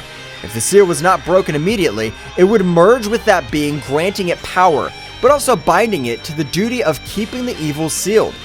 And how the heck did it end up in Goku's chest? That's the puzzling thing. It seems that this artifact shows Goku as its carrier. Goku, with an expression of astonishment, began to grasp the magnitude of the situation. He was now the bearer of an artifact containing an entity of indescribable evil. So you mean I'm now responsible for keeping this evil under control? What an honor, Kakarot! It seems you've become the guardian of evil. But there is something else. The being sealed inside the urn is incredibly powerful. He is known as Bahamut, the Devourer of Worlds. It is an ancient entity that has consumed entire worlds. The gravity of the situation was reflected on the faces of Goku and Vegeta. Not only did they have to face the mysterious artifact in Goku's chest, but also the dark entity sealed within. Then we have an important task. We must keep Bahamut under control and, at the same time, figure out how to free ourselves from this burden. Yes, make no mistake, Kakarot. If this threatens Earth, I'll not hesitate to stop you. Meanwhile on Earth, the Z warriors faced unusual pressure as they prepared for combat. Each group was ready to deal with the entities they had sensed at Bulma's house, which were minions of Bahamut, the Devourer of Worlds. The dark energy surrounding these minions was intense, and the very air seemed to vibrate with their malevolent presence. The group of Krillin, Master Roshi, and Android 18 encountered one of Bahamut's 4 minions standing on the ground, humanoids with a black, malevolent aura. The Z warriors prepared for the confrontation with Krillin, Android 18, and Master Roshi, adopting combat stances. In a chaotic dance of dark energy and flickering explosions, the confrontation between the Z warriors and Bahamut's henchmen unfolded on the cosmic stage of Earth's defense. Krillin, Android 18 and Master Roshi, three warriors of varying experience and skills, faced a dark menace that threatened to plunge the planet into an abyss of destruction. The stage was permeated with a tense atmosphere as the three warriors assumed combat stances, ready to defend the Earth against Bahamut's henchmen, a being whose malevolent aura eclipsed even the intensity of the sun. "I don't know who you are, but will not allow you to harm our planet!" Krillin's words echoed in the air, charged with determination. Bahamut's henchman, a humanoid with a black malevolent aura, advanced with ferocity, launching a dark attack. Krillin, in a display of amazing agility, dodged the attacks, moving like a gust of wind across the battlefield. Kaizen! In the blink of an eye, Krillin created his signature energy disc and launched it towards the henchman. Kaizen spun furiously, cutting through the air as it headed towards its target. However, the henchman displayed unmatched skill as he dodged the spinning attack, moving with an agility that defied comprehension. The henchman counterattacked with a series of dark, swift strikes, but Krillin was unwilling to give up.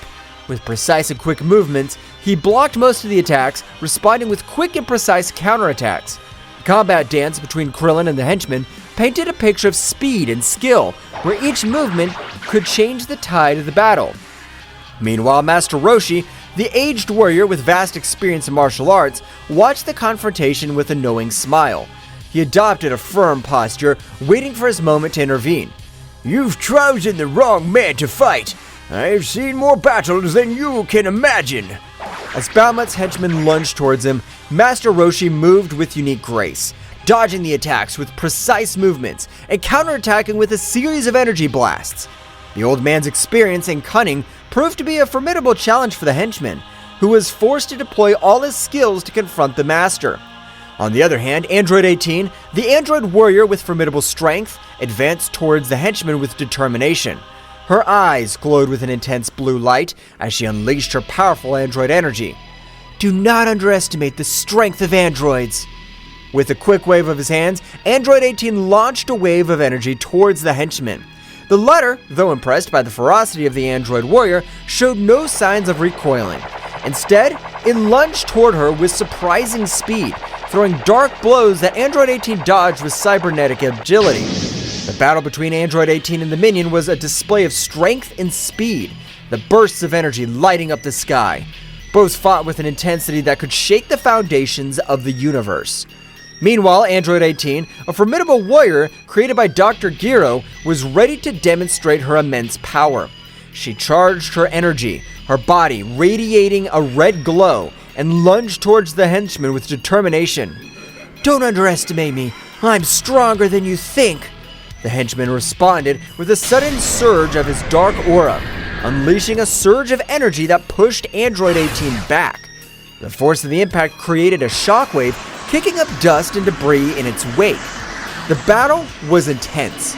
Every move had a purpose and every attack resonated with the Z Warriors' determination to protect their home. Explosions of energy followed one after another, lighting up the battlefield like fireworks in the dark night of space. However, the true magnitude of the threat was yet to be fully revealed. This henchman was only one of four sent by Bahamut, and the fate of Earth depended on the ability of the Z Warriors to pass this first test. On the horizon, the other three minions awaited their turn, ready to plunge into the fray and test their bravery and skills of Earth's defenders. The intensity of the battle increased with each moment, and while Krillin, Android 18, and Master Roshi fought against the henchmen, other groups of Z Warriors faced similar challenges in different locations around the planet. The fate of the Earth hung in the delicate balance of the unfolding cosmic battle, and each warrior was determined to give everything for the survival of his home. While the first group of warriors were defending Earth on Kaio-sama's planet in the small house, it was permeated with a tense atmosphere and solemnity as Goku, Vegeta, and Kaio-sama were immersed in the gravity of the situation. The ancient scroll spread out on the table revealed the secrets of an ancient artifact, and the weight now rested on Goku's shoulders. "So you mean I'm now responsible for keeping this evil under control?" The responsibility rested on Goku like a heavy mantle. The cosmic core of containment, that ancestral artifact, had chosen Goku as its carrier, and within it was Bahamut, the devourer of worlds. The gravity of the situation was reflected in the eyes of the Saiyan, who was already mentally preparing himself for a colossal task ahead. What an honor, Kakarot. Seems you've become the guardian of evil. The irony of Vegeta's voice did not go unnoticed. While his words might have been sarcastic, the determination in his eyes indicated that, despite any jokes, they were in this together. But there's something else. The being inside the artifact is incredibly powerful. The information left Goku and Vegeta silent. Bahamut, the name echoed in their minds like the distant echo of a coming storm. Consuming entire worlds was a threat they could not underestimate. Then we have an important task. We must keep Bahamut under control and at the same time figure out how to free ourselves from this burden. The pact was sealed. Together, Goku and Vegeta would take on the challenge of containing Bahamut and discovering a way to free themselves from the burden they now carried. The remaining question was how they would confront the dark entity that lay in Goku's chest. But before they could formulate a plan, a vibration in the air alerted them to the arrival of others. It seems your friends are in trouble. Go help them. Goku and Vegeta nodded in a gesture and understanding and, with serious expressions, headed for the door. With a mighty leap, they launched themselves into the sky, ready to join the battle raging on planet Earth. At the moment that Zeno-sama gave the information to Goku and Vegeta, on Earth appeared another henchman of Bahamut who met with the duo of Ten Shinhan. This henchman of Bahamut seemed to be an expert in dark martial arts. He moved with supernatural agility, challenging the Z warriors with swift and lethal movements. Do not underestimate the strength of humans. Kikoho! Ten Shinhan launched his powerful Kikoho attack, creating an explosion of energy that enveloped Bahamut's henchmen. This is no ordinary enemy. I must use my powers wisely. Chaos unleashing his magic, creating illusions and distractions to confuse Bahamut's henchmen. The battle was unfolding on multiple levels, with the Z warriors fighting against this enemy who seemed to understand the combat arts in unexpected ways. At that moment, realizing that the power with which they were facing Bahamut's henchmen was not enough to stop him, thanks to Chaos's distraction, they took the opportunity to try to escape. But they did not count on the great speed of their rival who, realizing that they wanted to escape, caught up with them, disappearing from the place where he was and appearing in front of them. At the precise moment in which he was about to eliminate Chaos and Ten Shinhan, two people appeared between them and their rival Goku and Vegeta. Goku and Vegeta, with their gazes fixed on Bahamut's henchmen, shared a silent understanding. The gravity of the situation was clear on their faces, but there was no room for doubt. Ten Shinhan! Chaos! Go and warn the others about this threat. We need time to deal with this. We don't want them to get hurt because of us. Go! We'll take care of this. Ten Shinhan and Chaos nodded, recognizing the determination in the Saiyans' voices. Wasting no time, they sped away, leaving Goku and Vegeta facing their formidable opponent. Bahamut's henchmen, emanating overwhelming darkness, showed no signs of backing down. His eyes glowed with malice, aware of the battle ahead. The Z warriors were prepared to face any threat, and this would be no exception. It's clear that this won't be easy. That's what makes it exciting. Let's do it, Kakarot. Goku and Vegeta charged at Bahamut's henchmen with impressive speed.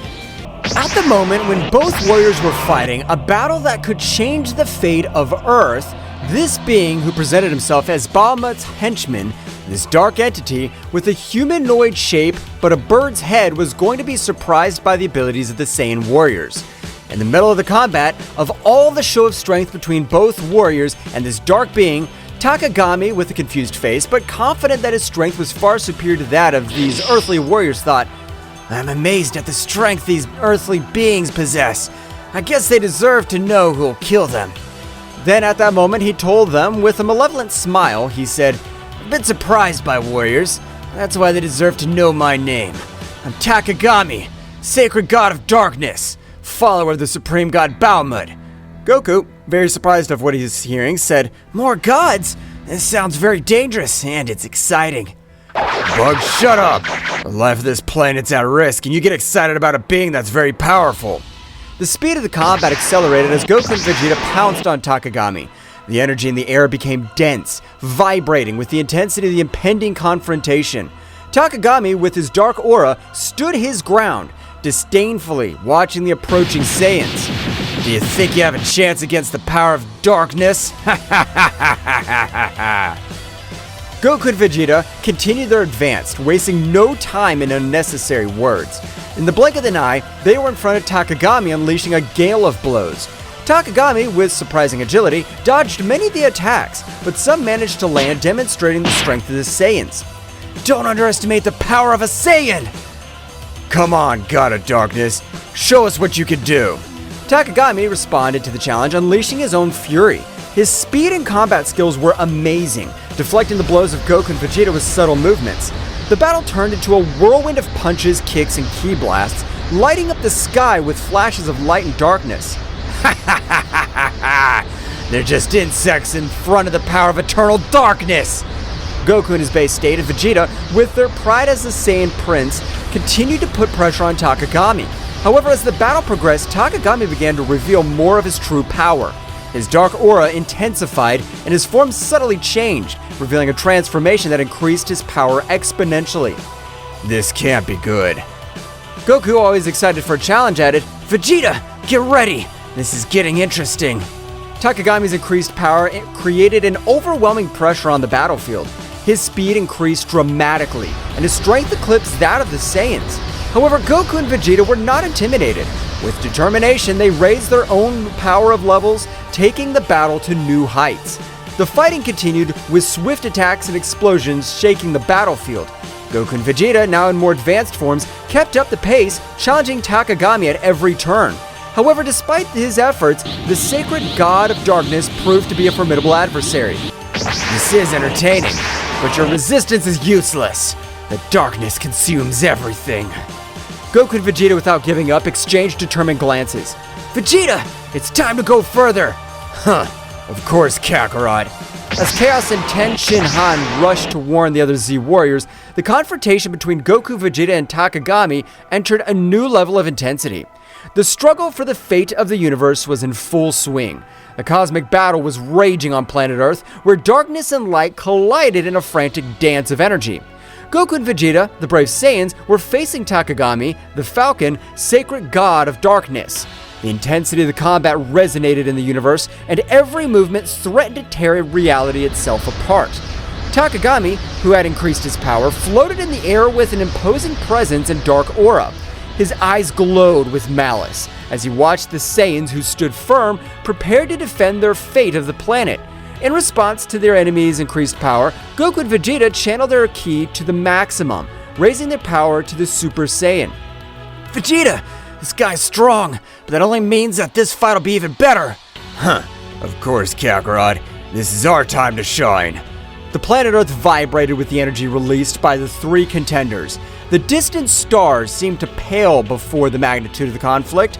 The clouds were dissipated by such a demonstration of power.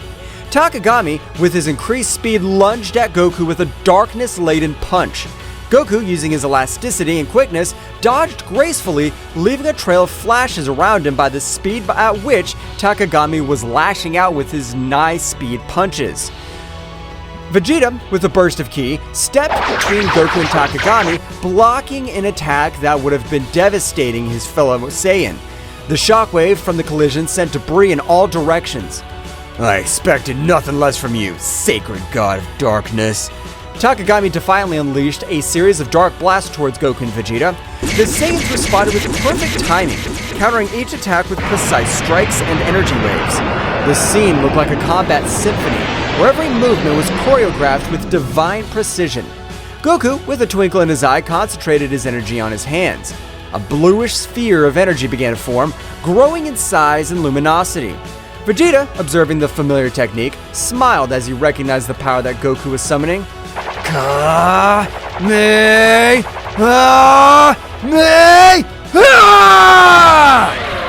colossal energy wave fired by Goku shot through the sky like lightning, hitting Takagami squarely.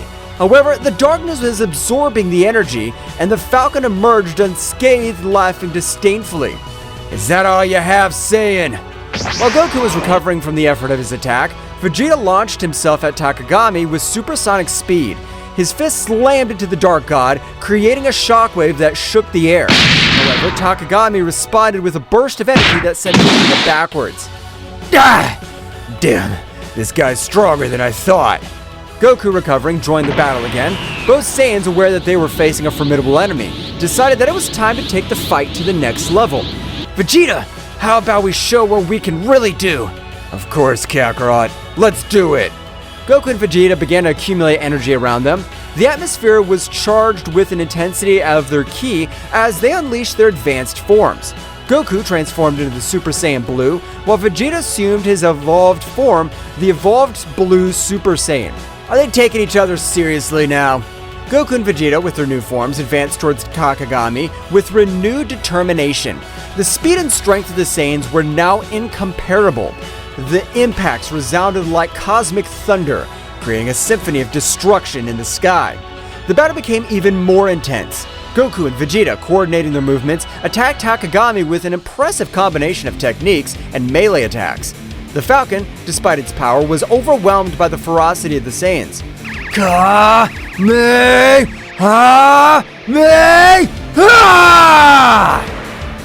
Final flash! The bursts of energy, one blue and one golden, converged into a titanic explosion that engulfed Takagami. Light and darkness mixed in a burst of dazzling colors. However, when the explosion dissipated, Takagami emerged once more, his form slightly battered, but his determination intact. His power is awesome, but I'm a god. The darkness cannot be defeated so easily. Goku and Vegeta, without giving up, continued the offensive. The speed of his combat reached levels that defied comprehension. Punches and kicks were exchanged in a split second, creating a glow of cosmic collisions. Big Bang attack! Kaioken 20 times! The energy exploded again, shaking the sky with its fury. However, Takagami, with his divine resistance, withstood the attacks. The battle raged across the cosmos, with the warriors disappearing and reappearing in flashes of light and shadow. In the middle of the struggle, Goku and Vegeta began to feel an overwhelming pressure. Takagami's darkness seemed to expand, defying even the limits of the most powerful Saiyans. Reality itself was twisting under the influence of dark energy. This darkness is incredibly strong. We can't back down now, Kakarot. We must get over this. Both Saiyans raised their powers even more. The fight reached a new peak of intensity. The Saiyan was exploding like fireworks in the vastness of the night sky, lighting up the darkness with flashes of determination and defiance. Takagami, at the epicenter of the storm, smiled ominously. Now you'll see the true power of eternal darkness. The universe trembled as the battle reached its climax. The warriors were fighting for the fate of everything they knew, and the question that lingered in space was whether the light of the Saiyans could overcome the darkness of the sacred god. The planet Earth rumbled with the intensity of the cosmic battle. Goku and Vegeta, drenched in sweat, maintained their advanced forms as they prepared for Takagami's next assault. Darkness was emanating from his figure, but something seemed out of place. The Dark God's skin had a grayish hue, as if he had not yet completed the possession of its wearer. Takagami, with a guttural laugh, seemed to notice the perplexity in the Saiyans' expressions. Surprise, Saiyans! I've not yet revealed all my power. Goku and Vegeta exchanged puzzled looks. Something was not right, and both warriors felt it. At that moment, Takagami convulsed. A new form shook, as if he was fighting against something. An invisible force seemed to pull at him from within. No, I haven't taken complete control yet! Suddenly, a burst of dark energy enveloped Takagami, hiding him from view. The Saiyans were on guard, prepared for any surprise. Their energy in the air became denser, as if the cosmos itself was on the verge of transformation. What's going on? Before they could form any more questions, the dark energy dispersed, revealing Takagami's true form.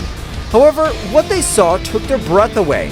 At the moment of arriving at his true form, he let himself see the body he was possessing.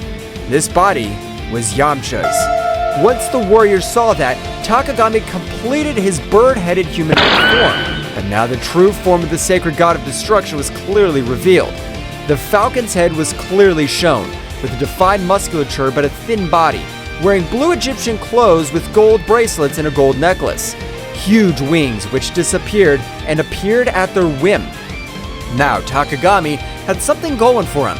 He was playing against the Saiyan warriors. Not only should he defeat them, but they should also avoid harming Yamcha. That's what Yamcha looks like! Takagami's rumbling laughter filled the space. Now completely in possession of Yamcha's body, the Dark God was displaying a malevolent smile. That's right, Saiyans. This weak body belongs to me now.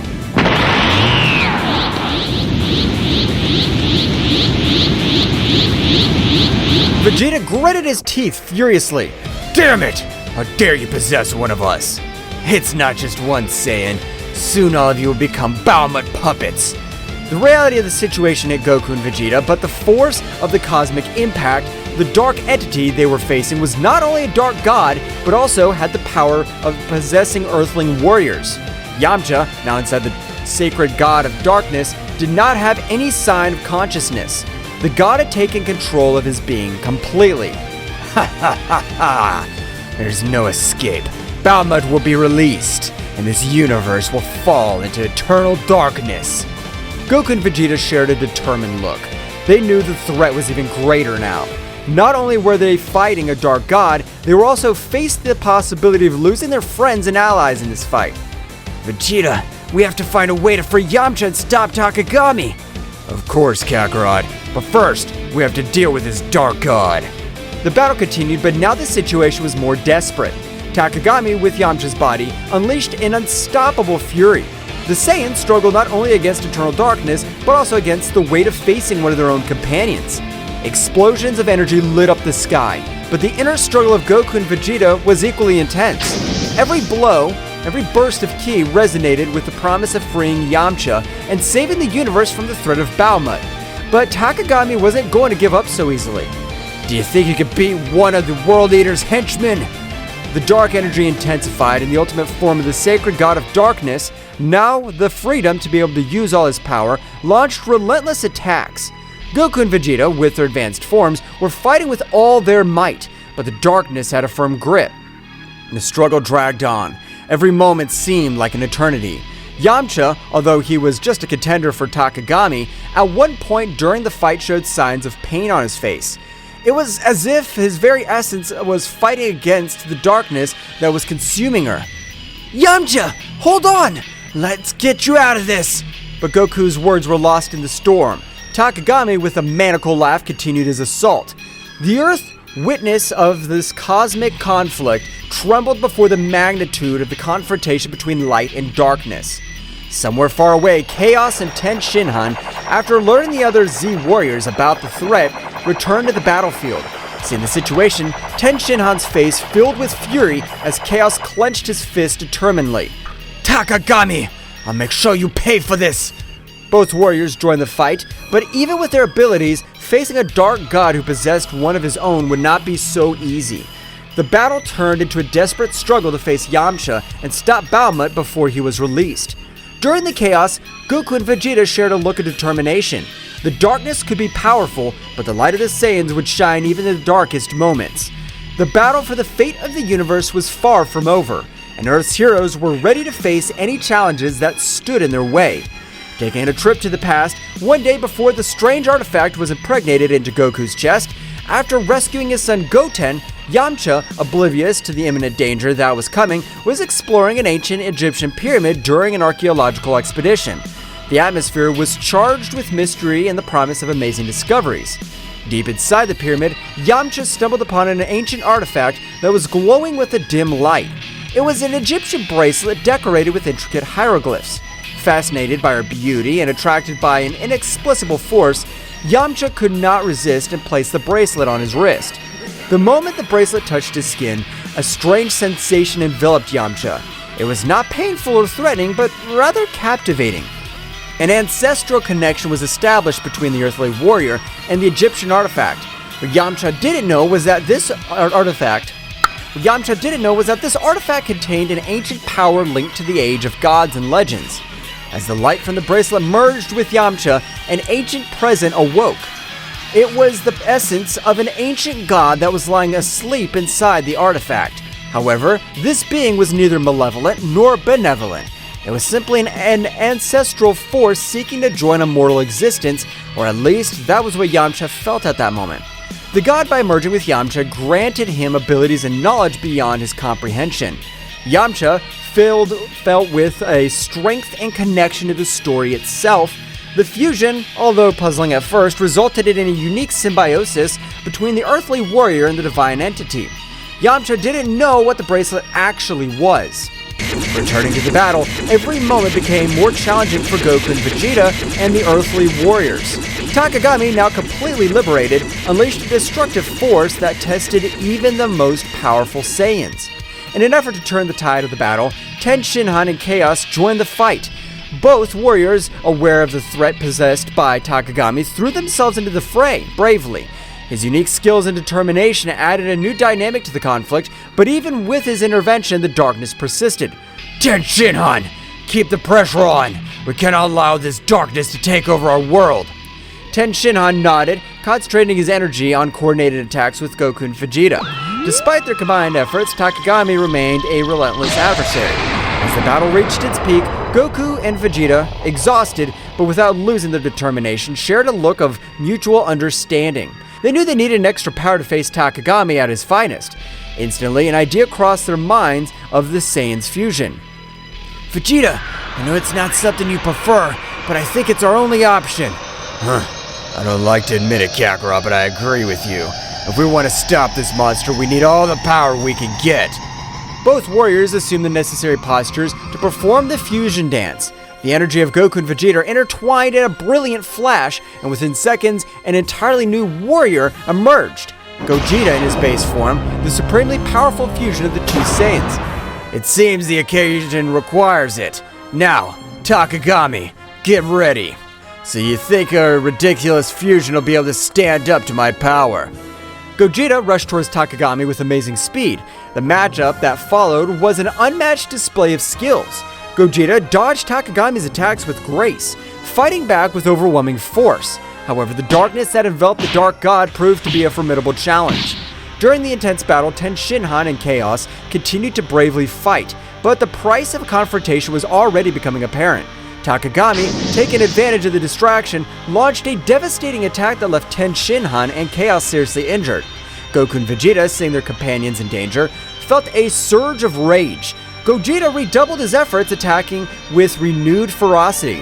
However, Takagami, aware of the situation, diverted his attention to Ten Shinhan and Chaos. Feeling the despair, Saiyans? Soon this world will witness its end. Goku and Vegeta, full of rage and determination, increased their speed. They knew they needed to do something before Takagami carried out his threats. The battle reached its climax when Gogeta launched a massive attack on Takagami, seeking to break his resistance. However, the darkness surrounding Takagami intensified, revealing a surprise resistance. It was then that Ten Shinhan and Chaos, still on the ground, exchanged a determined look. They knew that whatever they had to do to give Gogeta a chance to defeat Takagami. Goku, Vegeta, you need time. I'll take care of holding this monster. I'll come with you, Ten Shinhan. Together we'll be the barrier they need. Goku and Vegeta, although reluctant to lose their friends, went at full speed to avoid what they had in mind. Don't do it! Ten Shinhan, Chaos! Ten Shinhan and Chaos stood up, ignoring the pain coursing through their bodies. With determination, they faced Takagami, resisting his attacks with all their might. Gogeta, seeing the situation, understood the magnitude of the sacrifice they were making. We cannot disappoint this sacrifice. We have to win this. While Ten Shinhan and Chaos bravely fought Takagami, Gogeta continued his assault with the intensity intact. The battle was taking place on two fronts, with the Earth Warriors sacrificing themselves to provide the necessary opening. Goku and Vegeta, as he approached, their hearts were filled with sorrow and gratitude towards Ten Shinhan and Chaos. Gogeta, with supersonic speed, approached the scene where Ten Shinhan and Chaos were bravely facing Takagami. His gaze reflected the mixture of determination and regret, knowing that the sacrifices of his teammates were the key to victory. Hold on a little longer, guys. Let's put an end to this. The Saiyan fusion advanced towards Takagami, who, upon seeing Gogeta's arrival, stopped attacking Ten Shinhan and Chaos to confront the fused warrior. The intensity of the battle reached a new level, with attacks and counterattacks echoing across the battlefield. Tenshinhan, with his remaining strength, took advantage of that distraction to hold Takagami with all his strength, preventing him from moving freely. His face showed determination and resignation at the same time. Chaos, this is your chance. Make every second I hold this monster worth it. Chaos, next to Tenshinhan, nodded weakly. His body showed the ravages of the battle, but his eyes were shining with all the will to do the duty. Tenshinhan is right, Gogeta. The light will always prevail over the darkness. Remember that. Goku, Vegeta, take care of our world. This is our last act. At that moment, Chaos accumulated an immense amount of energy to sacrifice himself. Gogeta, who was very close, were hit by the shock wave of the explosion. Gogeta, recovering from the impact, looked at the place where his companions were with solemnly. Your sacrifice will not be in vain. I promise. After what happened, Gogeta raised his head and with an uncontrollable anger increased his ki in such a way that he made the battlefield rumble, making the stones that were in the place fly, making Takagami retreat only with the gusts of air that expanded from his being. In a panning from head to toe, we managed to see Gogeta's transformation in Super Saiyan Blue Phase 4, which showed the essence of Ozaru as a kind of aura in blue color, and a more controlled but much more powerful version, a transformation never seen, since they were not able to coordinate their powers to be able to reach said transformation. As Gogeta's energy transformed into a surprising and controlled version of Super Saiyan Blue Stage 4, a brilliant blue essence of Ozaru manifested around him, revealing unparalleled potency. The cosmic landscape trembled before the magnitude of this new form. Goku and Vegeta, witness of this unique transformation, were filled with amazement and determination. It was evident that Gogeta was reaching a level of power never seen before, fusing the essence of Super Saiyan Blue with Ozaru's formidable presence flawlessly. Gogeta, in his new form, turned an intense gaze towards Takagami, whose expression of confidence was overshadowed by surprise. The battle, far from having come to an end, was just beginning in this new phase. The universe was waiting for the outcome of this epic confrontation, where light and darkness collided in a cosmic dance. The promise of a new dawn loomed on the horizon, but the price of triumph was uncertain. Gogeta floated in the sky, surrounded by the imposing energy of his new form. The stars seemed to pale before the intensity of his blue radiance, as Takagami recovered from the initial impact and adopted a defensive posture. What kind of transformation is this? This is the power of those who fight for something greater than themselves. With a flash, Gogeta disappeared, appearing in front of Takagami in the blink of an eye. The clash of their fists created shockwaves that shook the battlefield. Gogeta's speed and strength were unmatched, surpassing even Takagami's ability to anticipate his blows. Gogeta and Takagami exchanged blows and energy blasts at breakneck speed. Each impact resounded like cosmic thunder, creating an epic symphony on planet Earth. Your attempt to revive your so-called gods ends here, Takagami. Ha ha ha ha! But you're a bug in the face of the greatness of my power! In an instant, Gogeta unleashed a burst of concentrated energy, enveloping Takagami in a whirlwind of light and force. When the light dissipated, Takagami emerged unharmed, but with a more serious expression. Interesting, but not enough.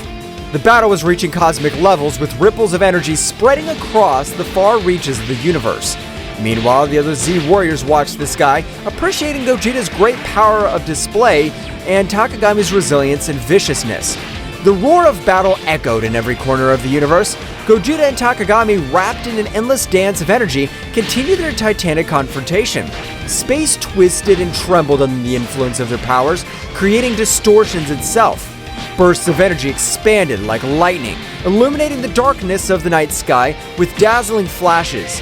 Each blow between the two contenders seemed to release an explosion of energy that spread in concentric waves, setting the frantic pace of the cosmic battle. Away from the battlefield, the others watched in anguish and admiration. Bulma, with a mixture of fear and hope in her eyes, clung to the hope that Gogeta would prevail. Come on, Gogeta, you must win! For all of us! Meanwhile, on the battlefield, Gogeta and Takagami continued their fierce exchange. Determination burned in Gogeta's eyes, while Takagami maintained a defiant smile, though his expression hid a growing unease. This is for the price you pay for defying the peace of the universe! With a swift movement, Gogeta vanished and reappeared behind Takagami, launching an energy-charged punch straight at his back. but Takagami, anticipating, quickly spun around and blocked the attack with the dark energy shield. Haha, is that all you got? In response, Gogeta intensified his assault, unleashing a continuous flurry of punches and kicks. Each impact resounded like thunder.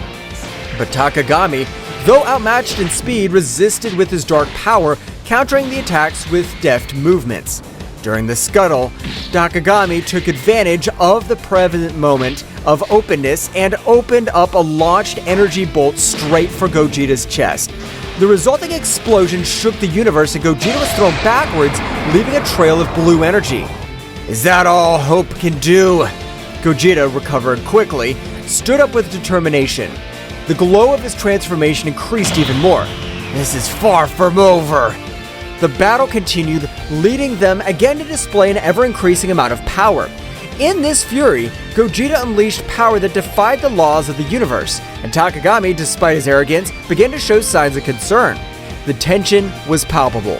The Z Warriors felt the intensity of the confrontation, even when they were a long distance away from where the battle for the future of the planet was taking place.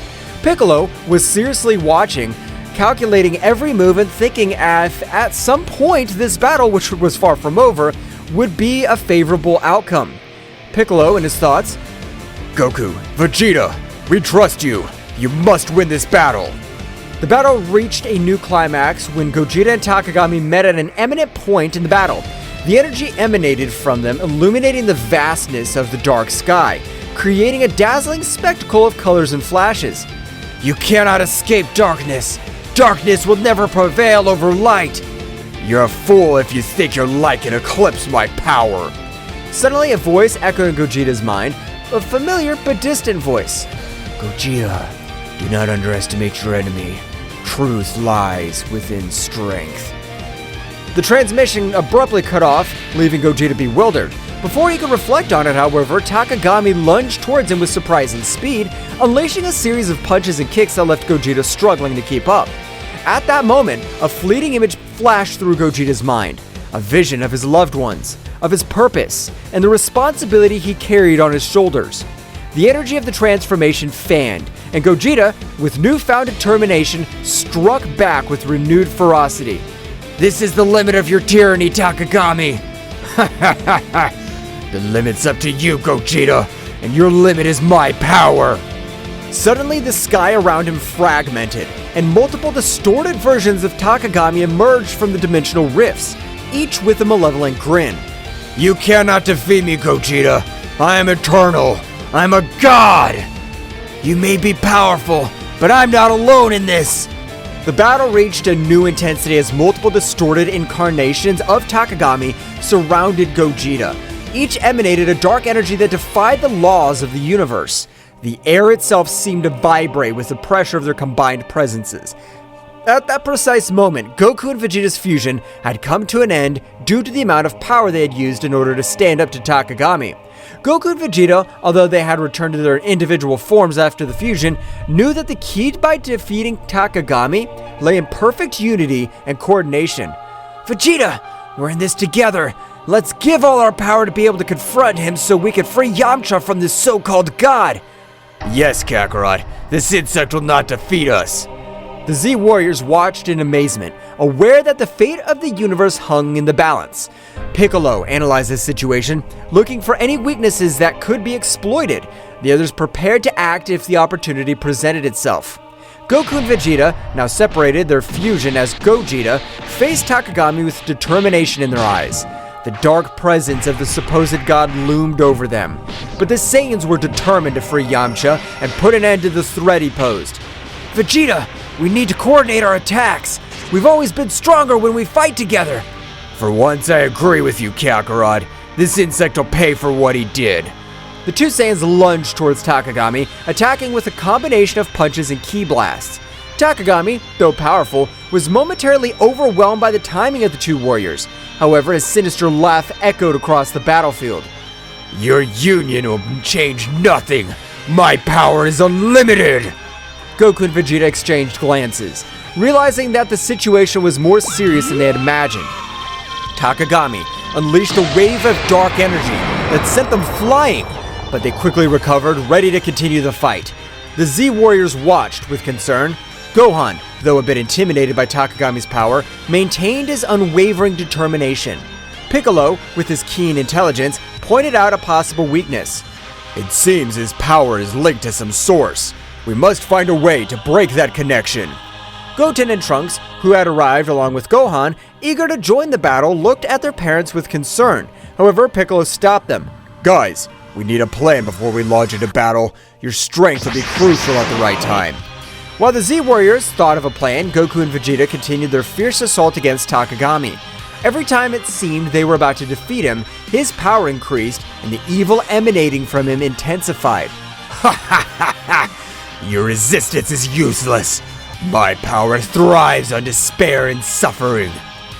Then we must find a way to change that. Vegeta, we need to attack together, but with a strategy.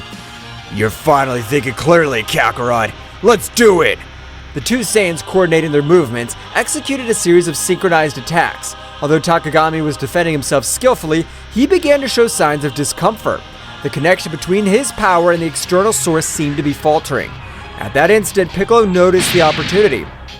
Now is the time. Gohan, wait for the opening we'll give you so you can attack. Goten, Trunks, follow me on my signal. Gohan nodded, conveying a look of confidence to his friends. Goten and Trunks prepared to act on Piccolo's directions. Everyone, let's send our energies to Goku and Vegeta. We must strengthen their connection and weaken Takagami's source of power. The Z Warriors gathered their energies and, with a coordinated effort, sent a stream of ki skyward. Goku and Vegeta, sensing the surge of power, seized the opportunity. They're doing it! Come on, Vegeta! The connection between Goku, Vegeta, and the Z Warriors created a unique synergy. Energy flowed through them, strengthening their resolve and weakening Takagami's external source of power. This can't be happening! The darkness surrounding Takagami began to dissipate, due to the large amount of energy they were receiving from their friends. Piccolo, Gohan, Goten, and Trunks, observing the battle, noticed the opportunity to intervene. Now, guys, let's go! Goten and Trunks took flight into the sky where Goku and Vegeta were, joining the fight against Takagami. With the energy of the Z Warriors strengthening the connection between Goku and Vegeta, the real battle was about to begin. The fusion of powers of the Saiyans between father and son created an explosion of energy that enveloped Takagami. The fight intensified, but now, with hope and determination as their allies, Goku, Vegeta, Goten, and Trunks were ready to face the Dark God and free the universe from his evil domain. The burst of energy that enveloped Takagami reverberated throughout the universe. The fusion of the powers of Goku, Vegeta, and his sons created a symphony of forces, illuminating the sky with a brilliant radiance that defied the darkness Takagami had tried to impose. Takagami, enveloped in the luminescence of the combined energy, struggled to maintain his composure. The connection between his power and the source of his power, Yamcha, was weakening with every second, and his sinister laugh began to turn into growls of frustration. We're making progress, Vegeta! Yes, but let's not let our guard down. It's not over. As the Saiyans continued their coordinated offensive, Goten and Trunks and their Super Saiyan forms joined the battle. The pressure on Takagami intensified, as he now faced not only the two adult Saiyans, but also that of his sons. The coordination between them was impressive, and every move was backed by the combined strength of the Z Warriors. Dad! Vegeta! We're here to help! Let's show this guy that the Saiyan family is unstoppable! The trio of Saiyans, with their different levels of expertise and abilities, formed a united front against Takagami. The battle was getting more and more intense, with bursts of energy and flurries of attacks lighting up space like a celestial spectacle. Piccolo, Gohan, Krillin, and the others channeled their energies to strengthen the connection between the Saiyans and, at the same time, searched for weaknesses in Takagami's defense. We must keep the pressure on and look for any opportunity to unbalance Takagami. Dad! Vegeta! Goten! Trunks! We all trust you! Let's defeat this enemy together! In space, the synergy between the Saiyans reached its peak. Goku and Vegeta, with the energy of their sons and the Z Warriors, fused their attacks in an amazing display of power. Takagami, despite his resistance, began to give ground. This is not possible! I'm a god! I cannot be defeated! The connection between his power and the external source was on the verge of collapse. The Saiyans, sensing Takagami's weakness, redoubled their efforts. Goten, Trunks, guided by Piccolo's strategy, attacked from unexpected angles, while Goku and Vegeta continued their frontal assault. Piccolo noticed a key opportunity. Now, Gohan, it's your time! Gohan, in his final form ready to take advantage of the opportunity, concentrated his energy and launched himself into the confrontation. With surprising speed, he joined the fight alongside Goku, Vegeta, Goten, and Trunks. Let's finish this, Dad! The symphony of energy between the Z Warriors and the Saiyans reached its climax. Takagami, beset on all sides, struggled to stand, and the skies erupted in an explosion of light and darkness as the heroes joined forces to confront the Dark God. The battle reached its climax, and every move decided the fate of the universe.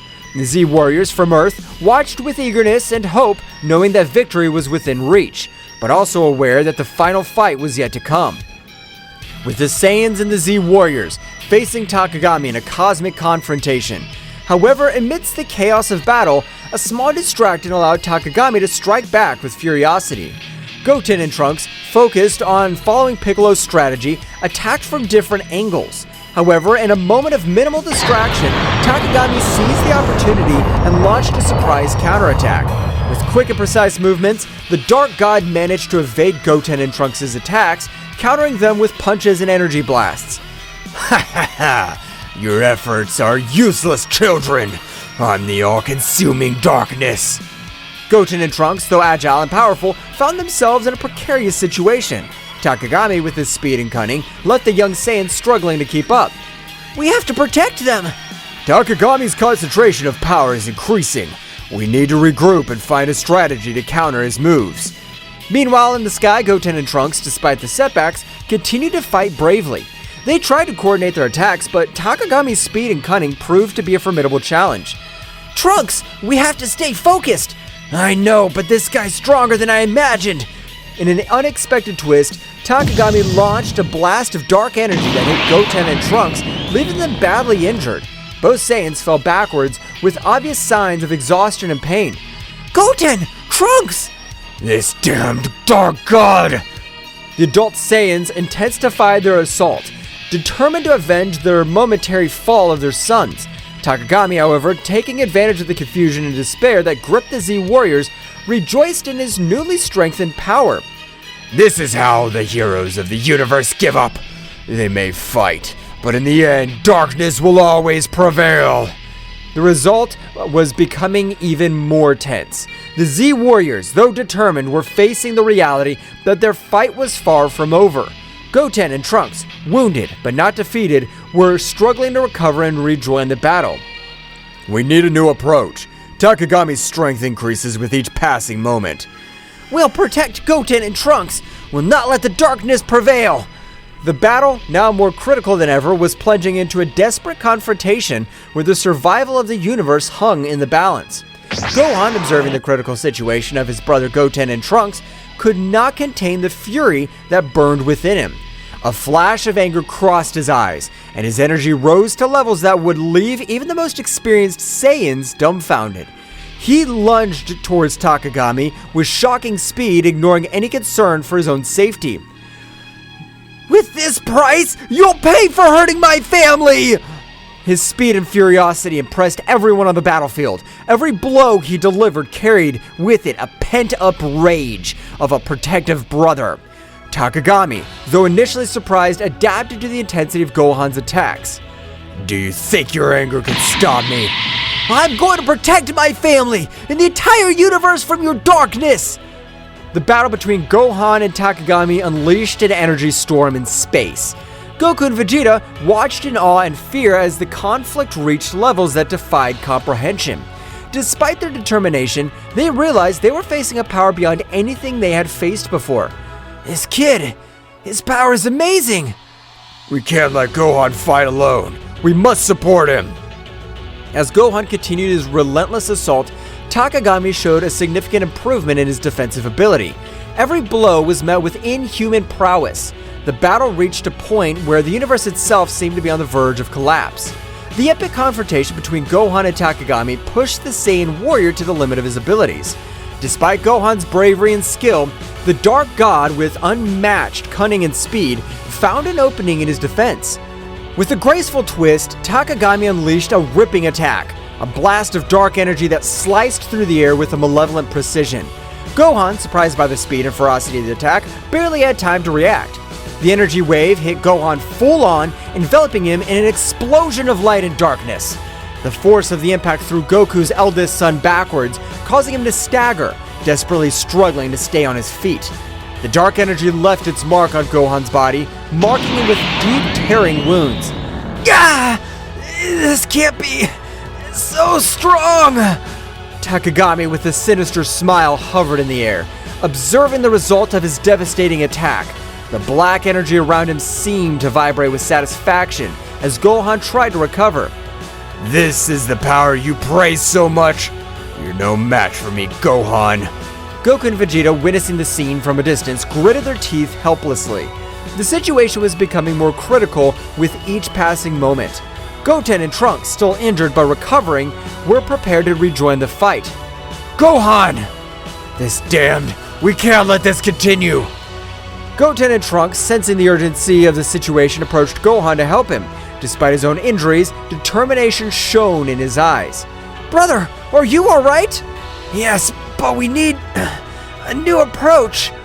We're not going to let this guy get away with this! Meanwhile, Piccolo and the other Z Warriors were also assessing the situation, looking for any opportunity to change the course of the battle. The pressure on them was mounting, and the need to find an effective strategy was becoming more apparent.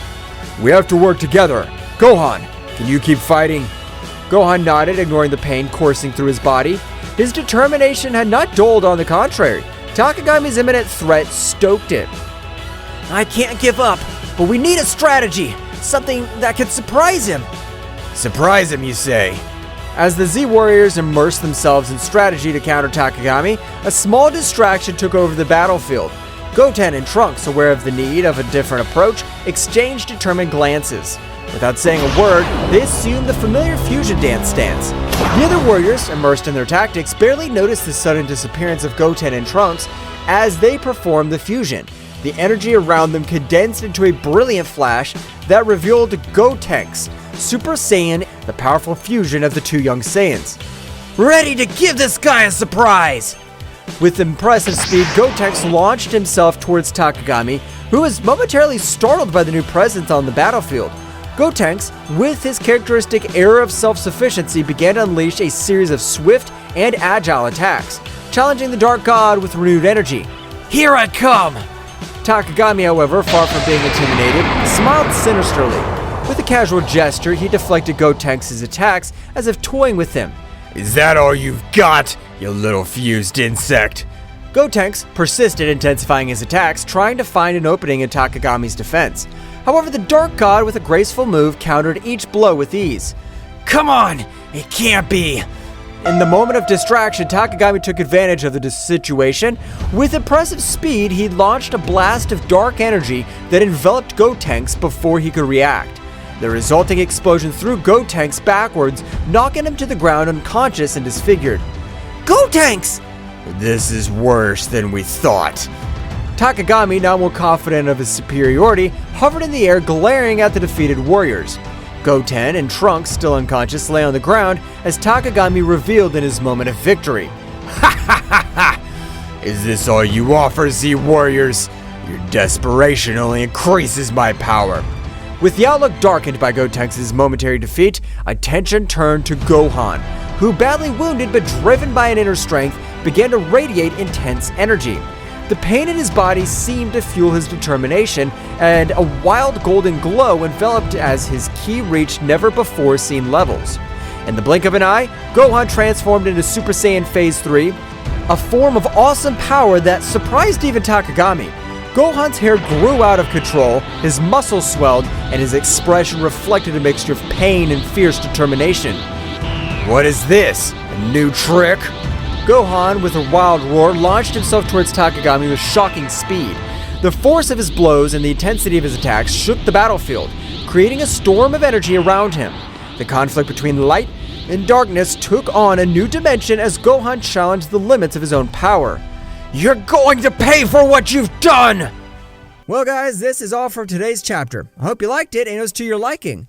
Now, don't forget to leave your powerful like Supreme God level, comment, and subscribe. Now, without further ado, see you in a new video. Until next time.